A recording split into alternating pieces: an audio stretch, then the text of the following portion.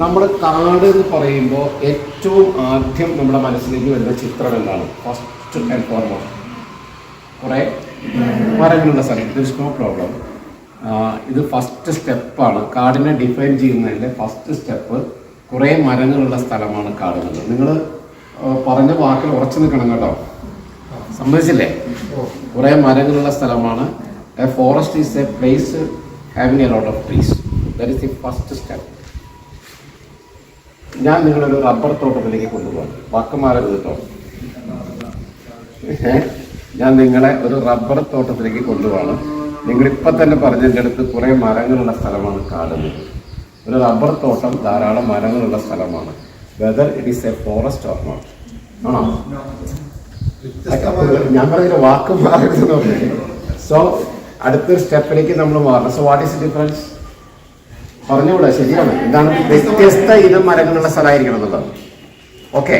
So a forest should have a lot of trees and it should be different species. It should have the different species. പലതരം species. ഇനി വാക്ക് മാറില്ല. ശരി. രണ്ട് സ്റ്റെപ്പുകൾ കഴിഞ്ഞു. ഞാൻ നിങ്ങളെ എൻ്റെ വീട്ടിലേക്ക് കൊണ്ടുപോകണം. എൻ്റെ വീട്ടിലേക്ക് കയറുമ്പോൾ ലെഫ്റ്റ് സൈഡിലൊരു മാവുണ്ട്, ഒരു തെങ്ങുണ്ട്. റൈറ്റ് സൈഡിലൊരു മുരിങ്ങ നിൽക്കുന്നുണ്ട്. കുറച്ചുകൂടെ ചെല്ലുമ്പോൾ ഒരു പേര നിൽക്കുന്നുണ്ട്. വീണ്ടും ഒരു തെങ്ങുണ്ട്, ഒരു സപ്പോർട്ടയുണ്ട്, ഒരു ചാമ്പ നിൽക്കുന്നുണ്ട്, ഒരു ആത്ത നിൽക്കുന്നുണ്ട്. ബാക്കിൽ ഒരു 3-4 മാവ് വേറെ നിൽക്കുന്നുണ്ട്. 2-3 പ്ലാവ് ഞാൻ വെച്ചിട്ടുണ്ട്, അത് നിൽക്കുന്നുണ്ട്. ആകെ 20 സെൻറ്റ് സ്ഥലമേ ഉള്ളൂ. വാഴ കുറച്ച് നിൽക്കുന്നുണ്ട്. പിന്നെ ഇപ്പോൾ ചെറി വെച്ചിട്ടുണ്ട്. പിന്നെ റംബുട്ടാനുണ്ട്. അങ്ങനെ അതിൻ്റെ ഉള്ളിൽ കുത്തി നിറയ്ക്കാമെന്ന് ഒരുമാതിരി എല്ലാം ഉണ്ട്. കുറേ മരങ്ങളുണ്ട്, വ്യത്യസ്ത ഇനം മരങ്ങളുണ്ട്. നിങ്ങൾ പറഞ്ഞ 2 കണ്ടീഷനും ഇവിടെ സാറ്റിസ്ഫൈ ചെയ്യുന്നുണ്ട്. അതൊരു ഫോറസ്റ്റാണ്. എന്താ പറഞ്ഞോളൂ. Yes. So that is the third point. Very valid point. ധാരാളം മരങ്ങൾ വേണം, വ്യത്യസ്ത ഇനം മരങ്ങൾ വേണം. അത് നാച്ചുറലി ഉണ്ടായിട്ടുള്ള മരങ്ങളായി. നാച്ചുറലി, അതായത് ആരെങ്കിലും അത് നട്ടുപിടിപ്പിച്ചത് ആകാൻ പറഞ്ഞു. ഈ 3 കണ്ടീഷൻസും ബേസിക് മിനിമം ക്വാളിഫിക്കേഷൻസ് ആണ് ഒരു ഫോറസ്റ്റിനെ സംബന്ധിച്ചത്. ഓക്കെ, സമ്മതിച്ചു, ഞാൻ സമ്മതിച്ചു. ഇനി ഇത് മാത്രം മതിയോ എന്നതാണ് അടുത്ത ചോദ്യം. ഒരു ഫോറസ്റ്റ് ആകുമ്പോൾ ഇത് മാത്രം മതി, പിന്നെ വേറെ എന്താ വേണ്ടേ? അത് ഞങ്ങളൊക്കെ ഇല്ലേ ഇവിടെ? നമ്മളൊക്കെ മൃഗങ്ങളാണ് കേട്ടോ. മൃഗങ്ങൾ വെച്ചാൽ അനിമൽ കിങ്ഡത്തിൽ പെടുന്ന ആൾക്കാരാണ്. മൃഗങ്ങളല്ല നമ്മള്. മൃഗങ്ങളുടെ അത്ര ക്വാളിറ്റി നമുക്കില്ല, മനസ്സിലായോ? മനുഷ്യർക്ക് മൃഗങ്ങളുടെ അത്ര നല്ല സ്വഭാവമുള്ള ആളുകളല്ല.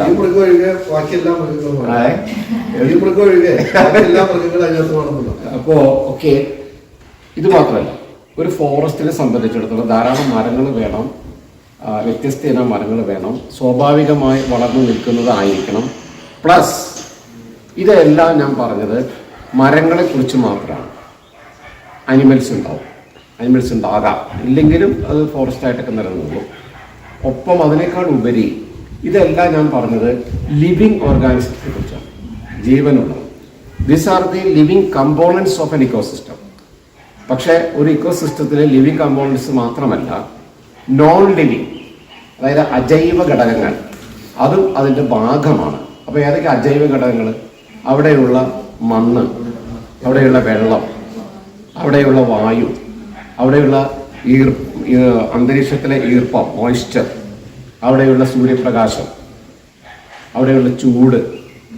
All these are the non living components of that area. അതും കൂടി ഉൾപ്പെടുന്നതാണ് ഫോറസ്റ്റ്. അപ്പോൾ വനം എന്ന് പറഞ്ഞാൽ ലിവിങ് കമ്പോണൻസും നോൺ ലിവിങ് കമ്പോണൻസും ഉണ്ട്. അവ തമ്മിലുള്ള ഇൻ്ററാക്ഷൻസ് ഉണ്ട്. അതിലൂടെ സ്വയം സമ്പൂർണ്ണമായി നിൽക്കുന്ന ഒരു ഇക്കോസിസ്റ്റം, വലിയൊരു ആവാസ വ്യവസ്ഥയാണ് വനം. അത് ഒരു ദിവസം കൊണ്ടുണ്ടായതല്ല, 2 ദിവസം കൊണ്ടുണ്ടായതല്ല, വർഷങ്ങളിലൂടെ ഉണ്ടായതാണ്. അത് നേച്ചറിന് മാത്രമേ ഉണ്ടാക്കാൻ പറ്റുള്ളൂ. ഇപ്പോൾ സൈലന്റ് വാലിയുടെ പഴക്കം കാർബൺ ഡേറ്റിങ്ങിലൂടെ പരിശോധിച്ചപ്പോൾ 10 ലക്ഷം വർഷം മുമ്പ് ഉണ്ടായ ഫോറസ്റ്റ് ആണെന്നാണ് കണ്ടുപിടിക്കാൻ പറ്റും. 10 ലക്ഷം വർഷം മുമ്പ്. So you can imagine. അതുകൊണ്ട് മനുഷ്യന് കാട് ഉണ്ടാക്കാൻ കഴിയില്ല. പല മന്ത്രിമാരും പറയാറുണ്ട്, ഞങ്ങളുടെ ഭരണകാലത്ത് ഞങ്ങൾ 1000 ഹെക്ടർ വനം വെച്ചു പിടിപ്പിച്ചു. വനം വെച്ചു പിടിപ്പിക്കാൻ പറ്റില്ല, മരങ്ങൾ വെച്ചു പിടിപ്പിക്കാൻ പറ്റും. അത് വനമായി മാറണമെങ്കിൽ It will take a lot of years with a lot of interactions. ഒരുപാട് വർഷങ്ങളിലൂടെ പ്രകൃതിയുടെ ഒരു ഇൻ്ററാക്ഷനിലൂടെ മാത്രമേ വനം എന്ന് പറഞ്ഞ ഒരു കോംപ്ലക്സ് സ്ട്രക്ചർ ഉണ്ടാവുള്ളൂ. അതുകൊണ്ട് മനുഷ്യർക്ക് വനം ഉണ്ടാക്കാൻ കഴിയില്ല, മറിച്ച് വനം വളരെ എളുപ്പത്തിൽ നശിപ്പിക്കാൻ കഴിയും. വളരെ എളുപ്പത്തിൽ നമുക്ക് നശിപ്പിക്കാൻ കഴിയും. അതാണ് നമ്മളിപ്പോൾ അനുഭവിച്ചുകൊണ്ടിരിക്കുന്നത്. ഇപ്പോൾ ഇവിടെ തന്നെ ഞാൻ നോക്കുമ്പോൾ ഒരു ഭാഗത്ത് മനോഹരമായ ഫോറസ്റ്റ് ഏരിയ, ഹിന്ദി ടോപ്പും ഒക്കെ ഒരു ഭാഗത്ത് കാണുന്നത് തേയിലത്തോട്ടം. ഈ തേയിലത്തോട്ടങ്ങൾ എങ്ങനെയായിരിക്കും ഇവിടെ വന്നതിനെ കുറിച്ചൊന്നും ഞാൻ പറയേണ്ട കാര്യമില്ലല്ലോ. അപ്പോൾ ഇവിടെ തന്നെ നമുക്ക് അതിൻ്റെ ഏറ്റവും നല്ല എക്സാമ്പിൾസ് കാണാൻ പറ്റുന്നു. അപ്പോൾ വനം എന്നത് നമുക്ക് ഉണ്ടാക്കാൻ കഴിയുന്ന ഒരു സംഗതിയല്ല, അത് വർഷങ്ങളിലൂടെ നേച്ചറിൻ്റെ ഭാഗമായിട്ട് വരിക. അതാണ് മനസ്സിലാക്കേണ്ടത്. ഇനി നമ്മൾ ഒരു കാര്യം, ഇപ്പം നമ്മൾ കാട്ടിലേക്ക് പോകാമെന്ന് വിചാരിക്കുക. ഇതിങ്ങനെ പോയാൽ എവിടെ എനിക്ക് അറിഞ്ഞൂടാ. ഞാൻ ഉദ്ദേശിച്ചു തന്ന കാര്യം ഇതല്ല. നമുക്കൊന്ന് കാട്ടിൽ പോയാലോ? Are you ready to come with me to the forest? ഈ കാടിനെ നമ്മുടെ ആളുകൾക്ക് ഇപ്പോഴും കാണാൻ അറിഞ്ഞൂടാ. കാടിനെ കാണാൻ അറിഞ്ഞൂടാ ഞാൻ പറയുന്നത് എന്താ വെച്ചാൽ, കാടിനെ നമ്മൾ പലപ്പോഴും വൈകാരികമായ ഒരു തലത്തിൽ മാത്രം, ഒരു റൊമാൻറ്റിക്കായ രീതിയിലാണ് കാടിനെ പലരും സമീപിക്കുക. നമ്മൾ നല്ല ഇടതൂർന്ന പൂയംകുട്ടി വനത്തിലൂടെ എൻ്റെ കൂടെ ഒരു പരിസ്ഥിതി ടീം കയറി വരികയാണ്. അപ്പോൾ തന്നെ ഒരു ഉടനെ കവിത ചൊല്ലാൻ തുടങ്ങി. കാടെവിട മക്കളെ നാടെവിട. നല്ല പൂയംകുട്ടി വനത്തിൽ കൂടെ നടക്കുമ്പോഴേ കാടെവിടെ മക്കളെ വേടെവിടെ മക്കളെ എന്നുള്ള അയ്യപ്പ പണിക്കരുടെ കവിതയാണ് അവിടെ ചെല്ലുന്നത്. ഞാൻ മനസ്സിലായി. അവിടെ ആ ഒരു സാഹചര്യത്തിൽ ഉപയോഗിക്കേണ്ട സാധനം അതല്ലല്ലോ. അപ്പം ഇതിങ്ങനെ നമ്മുടെ ഉള്ളിൽ ചില മോഡൽസ് നമ്മൾ ഉണ്ടാക്കി വെച്ചിട്ടുണ്ട്. അതനുസരിച്ചാണ് നമ്മൾ പ്രവർത്തിക്കുക. ഞാൻ വളരെ സ്പെസിഫിക് ആയിട്ട് പറയാം. കാട്ടിലേക്ക് നമ്മൾ ചെല്ലുമ്പോൾ നല്ലൊരു ശതമാനം ആളുകളുടെ ആഗ്രഹം എന്താ വെച്ചാൽ കുറേ വന്യമൃഗങ്ങളെ കാണുന്നതാണ്, അല്ലേ? നമ്മുടെയൊക്കെ താല്പര്യം അതാണ്. കുറച്ച് മൃഗങ്ങളെ കാണാൻ പറ്റിയാൽ നന്നായി, അല്ലെങ്കിൽ അതാണ് നമ്മുടെ ഏറ്റവും വലിയ ആഗ്രഹം. പറമ്പിക്കുളത്ത് ഞാൻ ജോലി ചെയ്യുന്ന സമയത്ത് ഒരിക്കലൊരു സ്വീഡനിലെ ഒരു സായിപ്പ് വന്നിട്ട് അയാൾ ട്രക്കിങ്ങിന് വേണ്ടിയുള്ള പാസൊക്കെ എടുത്തിട്ട് ട്രക്കിംഗ് നടത്തി വന്നിട്ട് അയാൾ എൻ്റെ അടുത്ത് ചൂടായി. Where is A tiger? Where is the tiger? I came all the way from Sweden in order to locate a tiger here. Where is the tiger? എവിടെയാണ് ഒരു ടൈഗർ? അപ്പോൾ അവരോടൊക്കെ ആരോ പറഞ്ഞു വെച്ചിരിക്കുന്നു, പറമ്പിക്കുളത്ത് പോയാൽ നിങ്ങൾക്ക് ടൈഗറിനെ കാണാൻ പറ്റുന്നു. മനസ്സിലായ? ഞാൻ പറഞ്ഞത് അപ്പം ഇങ്ങനെയുള്ള എന്നിട്ട് ഞാൻ അയാളടുത്ത് ഞാനൊക്കെ കൺവിൻസ് ചെയ്യാൻ ശ്രമിച്ചിട്ട് അയാൾ സമ്മതിച്ചില്ല. അപ്പോൾ അവസാനം ഞാൻ പറഞ്ഞു I will show you the tiger എന്ന് പറഞ്ഞിട്ട് പേപ്പർ എടുത്തിട്ട് ഞാൻ അതിൽ ഇങ്ങനെ വരച്ചു. ഇങ്ങനെ ടൈഗറിൻ്റെ പടമല്ല, ഒരു റൂട്ട് മാപ്പൊക്കെ വരച്ചു. അപ്പോൾ അയാൾ I am trying the route map of the tiger എന്നൊക്കെ പറഞ്ഞു. അപ്പോൾ അയാൾ ഭയങ്കര you are so much experienced. അയാളങ്ങനെ പറഞ്ഞു. ഞാനങ്ങനെ ഒരു സ്ഥലത്ത് ടൈഗർ എന്നൊക്കെ എഴുതിക്കൊണ്ട് പറഞ്ഞു, this is the tiger route map. What is it? So you go from here എന്ന് പറഞ്ഞാൽ അങ്ങനെ ഗോവിന്ദാപുരം വഴി പോയി, നെന്മാറ വടക്കഞ്ചേരി വഴി, മണ്ണുത്തി വഴി പോയി തൃശ്ശൂർ സൂ. You can definitely watch a tiger there in this zoo. If you are so particular to watch a tiger, definitely you can watch a tiger here എന്ന് പറഞ്ഞു. അയാൾ പറഞ്ഞു. മനസ്സിലായില്ലേ? അങ്ങനെയാണത്. കാട്ടിൽ നിങ്ങൾ പ്രവേശിക്കുമ്പോൾ വന്യമൃഗങ്ങളെ കാണണമെന്ന് വിചാരിച്ചിട്ട് കാട്ടിലേക്ക് ചെല്ലുമ്പോൾ definitely it is A chance, it's A matter of luck only. ഒരു വന്യമൃഗത്തെ കാട്ടിൽ കാണുക എന്നത് തികച്ചും ഭാഗ്യമാണ്, നമ്മുടെ ഭാഗ്യമാണ്. അതൊരു ലക്കാണ്. ഇപ്പോൾ എൻ്റെ ഒരു എക്സ്പീരിയൻസ് പറഞ്ഞുതരാം. ഞാൻ 96 എൻ്റെ റേഞ്ച് ഓഫീസർ ട്രെയിനിങ് ഗുജറാത്തിലായിരുന്നു. ഗുജറാത്തിൽ ഞങ്ങൾ ട്രെയിനിങ്ങിൻ്റെ സമയത്ത് ഗുജറാത്തിൽ സ്റ്റഡി ടൂറിൻ്റെ ഭാഗമായിട്ട് ഗിർ ഫോറസ്റ്റിലെത്താം. ഗിർ അപ്പോൾ ഞങ്ങൾക്ക് അവിടെ ഒരു 15 ദിവസത്തെ ട്രെയിനിങ് ഉണ്ട്. ഞങ്ങളവിടെ ചെല്ലുമ്പോൾ അവിടുത്തെ ചീഫ് വൈൽഡ് ലൈഫ് വാർഡൻ, അവിടുത്തെ ഏറ്റവും മുതിർന്ന ഓഫീസർ തിരിച്ചു പോകാൻ നിൽക്കുക. വഴിക്ക് വെച്ചാണ് ഞങ്ങൾ കണ്ടത്. അപ്പോൾ വഴിക്ക് വെച്ച് അയാളെ പിടിച്ചിറക്കി, ഞങ്ങളുടെ പ്രിൻസിപ്പൾ അദ്ദേഹത്തെ ഇറക്കി ഞങ്ങളെ അഡ്രസ്സ് ചെയ്തു. So he has been waiting there for a last 1 week just to locate a lion. ഒരു സിംഹത്തെ കാണാൻ വേണ്ടിയിട്ട് അദ്ദേഹം അവിടെ ഒരാഴ്ചയായിട്ട് ക്യാമ്പ് ചെയ്താണ്. കാണാൻ പറ്റിയത് ചീഫ് വൈൽഡ് ലൈഫ് വാർഡനാണ്. സിംഹങ്ങൾ ബഹുമാനിക്കേണ്ടതാണ്. മനസ്സിലായ? അവിടുത്തെ ഏറ്റവും മുഖ്യ ഫോറസ്റ്റ് ഓഫീസർ വന്നിട്ട് കാണാൻ പറ്റില്ല എന്ന് പറഞ്ഞിട്ട് ഞങ്ങളുടെ അഡ്രസ്സിൽ പോയി. ഞങ്ങളവിടെ പോയി ഞങ്ങളുടെ ലഗേജൊക്കെ ഇറക്കി വെച്ച് within half an hour we got a wireless message that the land has been located. ഞങ്ങൾ പെട്ടെന്ന് തന്നെ അവിടേക്ക് പോയി. ഞങ്ങളൊരു ഏകദേശം within 1 hour we located a lion, a pair. 2 എണ്ണത്തിന് ഞങ്ങൾക്ക് അവിടെ കാണാൻ പറ്റി. അയാൾ ഒരാഴ്ചയായിട്ട് അവിടെ വെയിറ്റ് ചെയ്തതാണ്, കാണാൻ പറ്റിയില്ല. അപ്പം ഇതാണ് മാറ്റർ ഓഫ് ലക്ക് ഓൺലി. അപ്പം അതുകൊണ്ട് നിങ്ങൾ കാട്ടിലേക്ക് ചെല്ലുമ്പോൾ, നിങ്ങൾ കാട്ടിലേക്ക് പ്രവേശിക്കുകയാണ്. ആ പ്രവേശിക്കുന്ന സമയത്ത് ഒരു കാര്യം ശ്രദ്ധിക്കുക, നിങ്ങൾ കാട്ടിലേക്ക് പ്രവേശിക്കുന്നതിന് മുൻപേ നിങ്ങളെ കാട് കണ്ടിരിക്കും. കാട് നിങ്ങളെ കണ്ടിരിക്കും. ആരാണ് നിങ്ങൾ ആദ്യം കാണുക?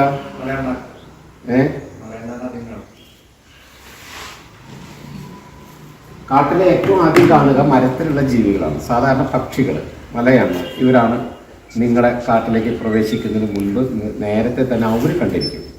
And they will give an alarming sign. തീർച്ചയായിട്ടും അവർ അറിയിക്കും, കാടിനെ അറിയിക്കും. അത് 2 രീതിയിലുള്ള അറിയിപ്പുണ്ടാവും. നിങ്ങൾ വലിയ ഒച്ചയും ബഹളമൊക്കെ കൂടിയിട്ട് ആൾ വരണേന്ന് വിചാരിക്കാം. ഒരു ഡിസിപ്ലിൻ ഇല്ലാതെ ആണ് പോണെന്നുണ്ടെങ്കിൽ അവർ പറയും പിന്നെ ഞാൻ പറയുന്നില്ല, അവർ പറയുന്ന ഭാഷ are coming to the forest, so they are coming to disturb us. So ആ ഒരു ഇൻഫോർമേഷൻ കൊടുക്കുക. അപ്പോൾ അവിടെ ആദ്യം മരത്തിലുള്ള അവരാണ് കൊടുക്കുക, പക്ഷികൾ. ഈ പക്ഷികൾക്കും എല്ലാ മൃഗങ്ങൾക്കും ഒക്കെ തന്നെ ഓരോ പ്രത്യേകതരം ശബ്ദങ്ങളുണ്ടാവും. അത് ഓരോ സമയത്തെയും അല്ലെങ്കിൽ ഓരോ ആ അവസ്ഥയും കാണിക്കും. ഇപ്പോൾ ഏറ്റവും നല്ല എക്സാമ്പിൾ കോഴി. നമ്മുടെ വീട്ടിലെ കോഴി ഉണ്ടല്ലോ, കോഴി മുട്ടയിട്ട് കഴിഞ്ഞാൽ ശബ്ദം ഉണ്ടാക്കും, പിടക്കോഴി ഇല്ലേ? Everybody know. ഒരു പ്രത്യേക ശബ്ദം ഉണ്ടാക്കും. ആ ശബ്ദം കേട്ടാൽ തന്നെ നമുക്കറിയാം എന്താണ് കോഴി മുട്ടയിട്ടുണ്ടെന്നത്. ഇപ്പോഴത്തെ കുട്ടികൾക്ക് അറിയാമെന്ന് എനിക്കറിയില്ല. കോഴി എന്ന് എന്താണെന്ന് ചോദിച്ചു കഴിഞ്ഞാൽ അറിയില്ല. അപ്പോൾ ആ കോഴി മുട്ടയിട്ട് ആ കുക്കിക്കുള്ളൊരു ശബ്ദമുണ്ട്, കൊക്കൊക്കെ പറഞ്ഞിട്ട് ആ ശബ്ദം കേട്ടാൽ നമുക്കറിയാം കോഴി മുട്ടയിട്ടുണ്ട്. ഒന്നിലെ നമുക്ക് വേണമെങ്കിൽ അതെടുത്ത് ഓംലെറ്റ് ആക്കാം, അല്ലെങ്കിൽ അത് അവിടെ ഇരുന്ന് അതിനട വെച്ച് വിരിഞ്ഞ് കുഞ്ഞുങ്ങളായി അത് പുറത്ത് നടക്കുമ്പോൾ ഏതെങ്കിലും വല്ല പരുന്തോ അല്ലെങ്കിൽ വേറെ ഏതെങ്കിലും പക്ഷികളോ ഇതിനെ കുഞ്ഞുങ്ങളെ റാഞ്ചാൻ വേണ്ടി വരുന്ന സമയത്ത് ഈ തള്ളക്കോഴി പ്രത്യേക ശബ്ദം ഉണ്ടാക്കുന്നു. ഒരു പ്രത്യേക ശബ്ദമാണത്. ആ ശബ്ദം കേട്ട് ഈ കുട്ടികളെ ആരും ഒന്നും പഠിപ്പിച്ചിട്ടില്ല, അവർക്ക് ഒന്നും പള്ളിക്കൂടത്തിൽ പോയിട്ടില്ല. പക്ഷേ ആ whenever they are hearing such an alarming sound duck very quickly എന്നുണ്ടാവും ഓടി വന്നവർ ചെറിയ വിളിക്കും. അത് ഒരു പ്രത്യേക ശബ്ദമാണ്. ഇങ്ങനെ ഓരോ സന്ദർഭത്തിനും അനുസൃതമായ പ്രത്യേക ശബ്ദങ്ങളിലൂടെയാണ് വന്യമൃഗങ്ങൾ കമ്മ്യൂണിക്കേറ്റ് ചെയ്യുന്നത്. അപ്പോൾ നിങ്ങൾ കാട്ടിലേക്ക് ചെല്ലുമ്പോൾ വലിയ ഒച്ചയും ബഹളം ഉണ്ടാക്കിയിട്ട് ഒരു ഡിസ്റ്റർബ്ഡ് ആയിട്ടാണ് ചെല്ലുന്നതെങ്കിൽ they will give such an alarming sign. അത് ആ മുകളിലുള്ള ആ പക്ഷികളിൽ നിന്ന് അല്ലെങ്കിൽ മലയമാലയിൽ നിന്ന് അല്ലെങ്കിൽ കുരങ്ങന്മാരിൽ നിന്ന് അടുത്ത സ്റ്റെപ്പ് താഴെ ഉള്ള ജീവികളിലേക്ക് അത് പകരാണ്. താഴെയുള്ള മാനുകളും മറ്റൊരു പെട്ടെന്ന് നിശ്ചലമാവും, ചെവി വട്ടം പിടിക്കും. So they got some alarming sign, somebody is coming, so it is alarming, it is not good, for better leave that way. അപ്പോൾ അവരവിടെ സ്ഥലം കഴിയാം. അപ്പോൾ നിങ്ങൾ കാട്ടിൽ ചെന്നിട്ട് ഇവിടെ എന്താ നത്തിങ്, അവിടെ പലരും ഞാൻ പറഞ്ഞിട്ടുണ്ട്, പറമ്പിപ്പുറത്ത് പോയിട്ട് അടിച്ചു പൊളിക്കാൻ വരണതാണ് 2 ദിവസത്തേക്ക്. അവരടിച്ചു പൊളിച്ച് തിരിച്ചു പോകുമ്പോൾ അവർ പറയണ്ട അവിടെ ഒന്നുമില്ല, അവിടെ ഒന്നും കാണാനില്ല എന്ന് പറഞ്ഞിട്ട് കാര്യമില്ല. കാരണം അവരുടെ വ്യൂ വ്യത്യസ്തമാണ്. ഞാൻ പറയുന്നത് അങ്ങനെയല്ല ഒരു കാട്ടിലേക്ക് ചെല്ലുക, മറിച്ച് നല്ല കുട്ടികളായിട്ട്. അപ്പോൾ കാട്ടിലേക്ക് പോകുമ്പോൾ ചെറിയ കുറേ പ്രശ്നങ്ങളുണ്ട്. ഒന്ന്, നമ്മുടെ ഡ്രസ് കോഡ്. അത്ര ബ്രൈറ്റ് കളേർഡായിട്ടുള്ള ഡ്രസ്സുകളൊന്നും ഇട്ടിട്ടൊന്നും കാട്ടിലേക്ക് പോകാൻ പാടില്ല. ഡൾ കളർ, കാടിനോട് ചേർന്ന് പോകുന്ന കളർ. പിന്നെ നമുക്ക് കാട്ടിൽ നടക്കാനാണ് നമ്മൾ പോകുന്നത്. അപ്പോൾ ഈ ഹൈ ഹീൽ ചെരുപ്പ് അങ്ങനത്തെ സാധനങ്ങളൊന്നും പറ്റില്ല. കഴിയുമെങ്കിൽ ഷൂ ഉപയോഗിച്ച് വേണം കാട്ടിലേക്ക് പ്രവേശിക്കാൻ, അധികം ഒച്ചയും ബഹളം ഇല്ലാത്ത രീതിയിൽ. അങ്ങനെ വളരെ ശാന്തരായിട്ടാണ് നമ്മൾ ചെല്ലണമെങ്കിൽ അവർ കൊടുക്കുന്ന സൈൻ അതനുസരിച്ചുള്ള സൈനായിരിക്കും. അതായത് ഒരു കുറച്ച് നല്ല പരിസ്ഥിതി താല്പര്യമുള്ള കുറച്ച് കുട്ടികൾ വരുന്നുണ്ട്. സോ അപ്പോൾ അവരത്ര വലിയ പോർഷൻ എടുക്കില്ല. ചിലപ്പോൾ നമുക്ക് വഴിവെക്കിൽ തന്നെ ഇവരെ കാണാൻ കഴിയും. They will be there because it is not a disturbing group. So we can be there, stay be there. സോ അവർ ചിലപ്പോൾ അവിടെ ഉണ്ടായിരുന്നു വരാം. അപ്പോൾ കാട്ടിലേക്ക് പ്രവേശിക്കുന്നത് പോലും അങ്ങനെ ആയിരിക്കണം. ഒരു കാര്യം ശ്രദ്ധിക്കണം, you are encroaching inside the forest. It is their land, their home. We are the trespassers. നമ്മളാണ് ട്രസ്പാസ് ചെയ്യുന്നവർ. ആ ഒരു ബഹുമാനത്തോടു കൂടി വേണം എവിടെ കാട്ടിൽ പോകുമ്പോഴും നമ്മൾ ചെയ്യുന്നത്. കാടിനെ ബഹുമാനിക്കേണ്ടത്. അപ്പോൾ നിങ്ങൾ തന്നെ ആലോചിച്ച് നോക്കൂ, നിങ്ങളുടെ വീട്ടിലേക്ക് ഒരു അതിഥി വരികയാണ്. അതിഥി, somebody is coming to your home. ഈ വരുന്ന ആള് വീട്ടുകാരന് താല്പര്യമുള്ള ആളാണെങ്കിൽ എന്തുണ്ടാവും, വീട്ടുകാരൻ അവർ കോളിംഗ് ബെല്ല് അടിക്കുന്നതിന് മുമ്പ് തന്നെ പോയി ഒരു പക്ഷേ വാതിൽ തുറന്ന് പ്ലീസ് കം പറയും. താല്പര്യമില്ലാത്ത ആളാണെങ്കിൽ എന്തുണ്ടാവും? വീട്ടുകാരൻ ചിലപ്പോൾ മോനോട് പറയും അച്ഛൻ ഇവിടെ ഇല്ലെന്ന് പറയാൻ പറയും, അല്ലേ? അങ്ങനെയാണ് മോനോടോ അല്ലെങ്കിൽ മോളോടോ പറയും. അവരങ്ങനെ തന്നെ പറയും അച്ഛൻ ഇവിടെ ഇല്ലെന്ന് പറയാൻ പറഞ്ഞെന്ന് പറയും. അത്രയും നിഷ്കളങ്കരാണ് അവരെന്നുണ്ടെങ്കിൽ. So this is happening. ഇതേ സ്ഥിതി തന്നെയാണ് കാട്ടിലേക്ക് നമ്മൾ പ്രവേശിക്കുമ്പോൾ. നമ്മൾ വളരെ മിതത്തോടു കൂടി അച്ചടക്കത്തോടു കൂടി പ്രവേശിക്കുകയാണെന്നുണ്ടെങ്കിൽ അവർ ഇതേ നിലപാടെടുക്കും. ഏത് അവർക്ക് ഇഷ്ടപ്പെട്ട താല്പര്യമുള്ള ആളാണ് വരുന്നത്, അല്ലെങ്കിൽ മറ്റേ അച്ഛൻ്റെ നിലപാടെടുക്കും. ഏത് അവർ ഇവിടെ ഇല്ല എന്ന് അവരവർക്ക് സ്ഥലം കാര്യമാണ്. So whenever you are entering into a forest, respect the forest, because we are the trespassers. That is their home, their land. ഇനി നമ്മൾ കാട്ടിലേക്ക് ചെന്നു. ആദ്യം ഈ പറഞ്ഞ ആളുകളൊക്കെ എങ്ങനെയാണ് കാടിനെ കാണേണ്ടത്? ശരിക്കും ഞാൻ പറഞ്ഞ കാടിനെ കാണില്ല, കാടിനെ അനുഭവിക്കേണ്ടതെന്നാണ് നമ്മൾ ശരിക്കും. കാടിനെ ഞാൻ കുട്ടികളോട് പറയാറുള്ളത്, കാടിനെ നമ്മൾ പഞ്ചേന്ദ്രിയങ്ങളെ കൊണ്ട് അനുഭവിക്കണം. എന്താ പഞ്ചേന്ദ്രിയങ്ങളെ കൊണ്ട് അനുഭവിക്കുന്ന പറഞ്ഞാൽ കാടിനെ കണ്ടറിയണം, കേട്ടറിയണം, തൊട്ടറിയണം, മണത്തറിയണം, രുചിച്ചറിയണം. രുചിച്ചറിയലൊക്കെ തന്നെ നല്ല പ്രാക്ടീസുള്ള ആളുകളുടെ സാന്നിധ്യത്തിൽ മാത്രമേ ചെയ്യാവൂ, അല്ലെങ്കിൽ ബുദ്ധിമുട്ടാവും. ഈ പഞ്ചേന്ദ്രിയങ്ങളെ കൊണ്ട് വേണം കാടിനെ അറിയാൻ. നമ്മൾ കണ്ടറിയണം, കേട്ടറിയണം, തൊട്ടറിയണം, മണത്തറിയണം, രുചിച്ചറിയണം. എങ്ങനെയാണ് കണ്ടറിയാൻ നമുക്കറിയാം. കാണുമ്പോൾ എങ്ങനെ കാണണം എന്നുള്ളതാണ് പ്രശ്നം. പല ആളുകളുടെയും ധാരണ അനിമൽസിനെ നേരിട്ട് കാണുക എന്നതാണ്. ഒരു അനിമലിന്റെ സാന്നിധ്യം അറിയുക എന്നതാണ്. ഫോർ എക്സാമ്പിൾ, ഒരു ആനപ്പിണ്ടം കണ്ടാൽ ആനയെ കാണാൻ പറ്റും. ആനപ്പിണ്ടം കണ്ടാൽ ആനയെ കാണാൻ പറ്റണം. എങ്ങനെ? ആനപ്പിണ്ടം കണ്ടു കഴിഞ്ഞാൽ അതിന്റെ വലിപ്പത്തിൽ നിന്ന് കുട്ടികളുണ്ട്. ഇങ്ങനെ മനസ്സിലായി? ചെറിയതുണ്ട്, വലിപ്പമുള്ളതുണ്ട്, നല്ല വലിപ്പമുള്ളതുണ്ട്. അപ്പൊ ആ ഒരു ഗ്രൂപ്പാണ്. ആ ഗ്രൂപ്പിലെ ആനപ്പിണ്ടത്തിന്റെ വലിപ്പങ്ങൾ തമ്മിൽ താരതമ്യം ചെയ്താൽ 1, 2, 3, 4, 5, 6 ആനയുണ്ട് ആ കൂട്ടത്തില്. അപ്പൊ നമ്മളൊരു കൂട്ടത്തെ ഉണ്ടാക്കുകയാണ്. മനസ്സിലായി? By observing this elephant dung ഒരു 6 എണ്ണത്തിന്റെ ഒരു കൂട്ടമാണ്. ഓക്കെ. പിന്നെ അതിൽ തന്നെ ആനയുടെ ഭക്ഷണം എന്താണ്? ആനയുടെ ഭക്ഷണം എന്താണ്? കാട്ടിലെ ഇലകളും മുള, ഈറ്റ, ഇതൊക്കെയാണ്. ആനയുടെ ഈ എലിഫന്റ് ഡങ്ക് അനാലിസിസ് കൊണ്ടൊരു ടെക്നിക്ക് ഉണ്ട്.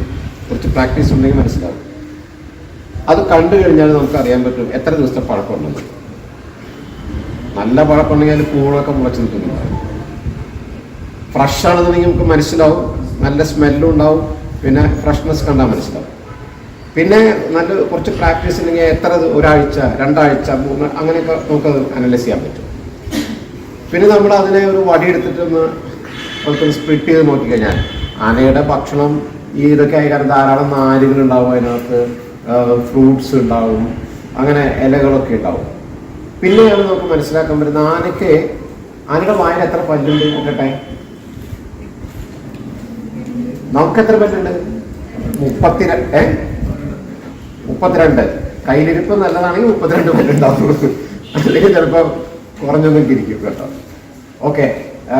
ആനയുടെ വായിൽ എത്ര പല്ലുണ്ടാക്കട്ടെ? നമുക്ക് തന്നെ 32 ഉണ്ട്. അപ്പൊ ആനയ്ക്ക് എത്ര പല്ലുണ്ടാവാം?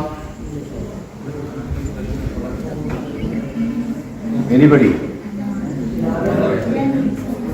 എത്ര? പറഞ്ഞോ. നിങ്ങൾ തെറ്റ് നോക്കണ്ട. Double the amount of our teeth. Yeah. Double the amount of our teeth. Double the amount of, that is a very good imagination, but we are just wrong. Yeah, no, sorry. You are welcome. 6, 2, 4. ആര് 4 പറഞ്ഞേ? Are you sure or guess?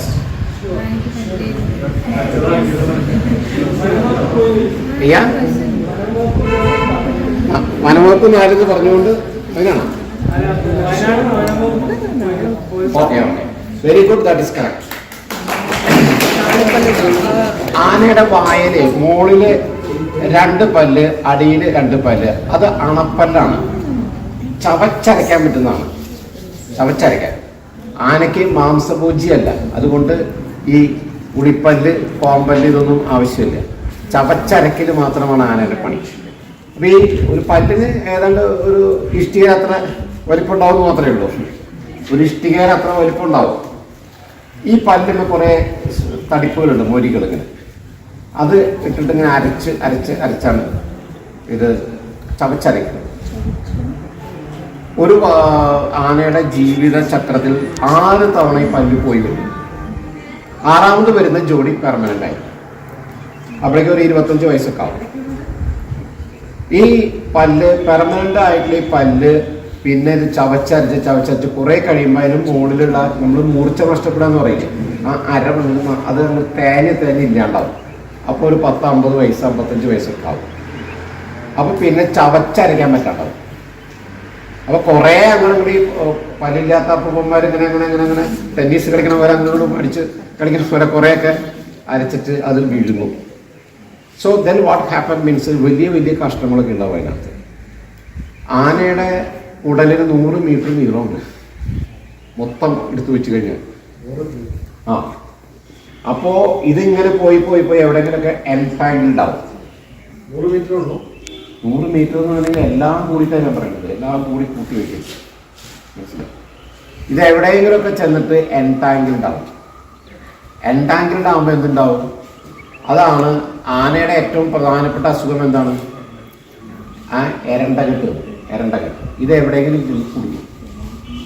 അപ്പൊ പ്രായമാകുമ്പോൾ ആന ചത്തുപോകുന്നതിന്റെ പ്രധാന കാരണം എരണ്ടകെട്ടാണ്. കാരണം എന്താ വെച്ചാൽ അതിന് ചവച്ച് അരച്ച് കഴിക്കാൻ പറ്റാണ്ട് വരും.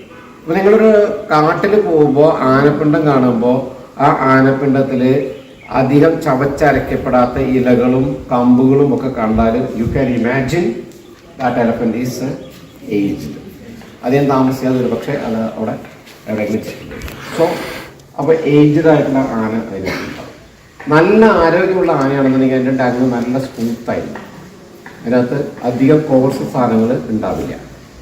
അപ്പോൾ ഇങ്ങനെ പല ടങ്ങിൽ നിന്ന് നമ്മൾ ഇത്രയും കാര്യങ്ങൾ പഠിച്ചു. പിന്നെ ആനയുടെ കാൽപ്പാട് കാണുന്നില്ല. ആനയുടെ കാൽപ്പാടിൽ സാധാരണ മുൻകാലിനാണ് പിൻകാലിനേക്കാളും വലിപ്പം ഉണ്ടാകുന്നത്. അതിൻ്റെ വട്ടം, ആ വട്ടം എടുത്തു കഴിഞ്ഞാൽ അതിൻ്റെ ഇരട്ടി ആയിരിക്കും ആനയുടെ ഹൈറ്റ്. വട്ടത്തിൻ്റെ ഇരട്ടി. ഇപ്പോൾ വട്ടം നിങ്ങൾ അളന്നു, ഇപ്പോൾ 120 സെന്റിമീറ്റർ ഉണ്ട്. അപ്പോൾ ആ ആനയ്ക്ക് ഒരെണ്ണം നിങ്ങൾക്ക് അത് ശരിയാണോ എന്ന് നിങ്ങൾക്ക് സംശയം തോന്നും. അളന്ന് നോക്ക്, കറക്റ്റാണ്. നമുക്ക് സംശയം തോന്നും. ഡയമീറ്റർ അല്ല, സർക്കംഫറൻസ് മനസ്സിലായ? ഡയമീറ്റർ അല്ല, സർക്കംഫറൻസ് 2πr. മനസ്സിലായി? അത് നിങ്ങൾ എടുത്തു കഴിഞ്ഞിട്ടുണ്ടെങ്കിൽ അതിൻ്റെ ഇരട്ടിയായിരിക്കും അതിൻ്റെ ഹൈറ്റ്. സോ നിങ്ങൾ അവിടെ ഒരു കാൽപ്പാട് കണ്ടു. പിൻകാലും മുൻകാലിന് കാൽപ്പാടുകൾ വരാം, പക്ഷേ മുൻകാല് മറ്റൊക്കെ കുറച്ചുകൂടി വലിപ്പമുള്ളതായിരിക്കും. അപ്പോൾ അവിടെ ഉള്ള ഏറ്റവും വലിപ്പമുള്ള കാൽപ്പാട് എടുത്തു കഴിഞ്ഞാൽ അതിൻ്റെ ഇരട്ടിയായിരിക്കും ആനയുടെ height. So you can imagine what A kind of elephant it is. പറഞ്ഞു മനസ്സിലായി? അങ്ങനെ നമുക്ക് ഒരു ആനപ്പിണ്ടത്തിൽ നിന്നും ആനയുടെ കാൽപ്പാടിൽ നിന്നും ആനയെ ക്രിയേറ്റ് ചെയ്യാൻ പറ്റും. ഇമാജിനേഷൻ. സോ കണ്ടറിയുക എന്ന് പറഞ്ഞാൽ എല്ലായ്പ്പോഴും നേരിട്ട് കണ്ടറിയുന്നതല്ല. ഇതിന് നമ്മൾ പറയാം ഇൻഡയറക്റ്റ് സൈറ്റിങ്സ് എന്ന് പറയാം. Direct sighting, indirect sighting. Indirect സൈറ്റിങ്ങിലൂടെയാണ് അനിമൽസിന്റെ സാന്നിധ്യം പലപ്പോഴും നമുക്ക് തിരിച്ചറിയാൻ പറ്റും. നിങ്ങൾ ആരും ഒരു പക്ഷേ, ഇപ്പം ഞാൻ 30 വർഷം സർവീസിൽ ഉണ്ടായിരുന്ന ആള് തന്നെ 5 or 6 തവണയാണ് ടൈഗറിനെ കണ്ടിട്ടുള്ളത് കാട്ടിനകത്ത് വെച്ചിട്ട്. 30 വർഷത്തിൻ്റെ ഇടയ്ക്കാണ് പറയുന്നത്. മനസ്സിലായത്? 5 or 6 തവണയാണ് ഞാൻ ടൈഗറിനെ കണ്ടത്. 10-25 വർഷം സർവീസിൽ ഉണ്ടായിരുന്ന ആളുകൾ ടൈഗറിനെ കാണാതെ റിട്ടയർ ചെയ്ത ആളുകളുണ്ട്. ഫോറസ്റ്റിനകത്ത് വൈൽഡർ, ഞാൻ ഇത്രയും വൈൽഡറിൽ നടക്കുന്ന ആളായിട്ടാണ് ഞാൻ പറയുന്നത്, ഇത്ര കണ്ടിട്ടുള്ളത്. മനസ്സിലായി? അപ്പോൾ അത് വളരെ അപൂർവമാണ്. അങ്ങനെയല്ല. അപ്പോൾ അത് പക്ഷെ ടൈഗറിനെ നമ്മൾ അറിയുന്നത് എങ്ങനെയാണ്? ടൈഗറിന്റെ കാൽപ്പാടുകളിൽ നിന്നൊക്കെ ടൈഗറിന്റെ കാൽപ്പാടിൽ നിന്ന് ഒരുപാട് കാര്യങ്ങൾ പഠിക്കാൻ പറ്റും.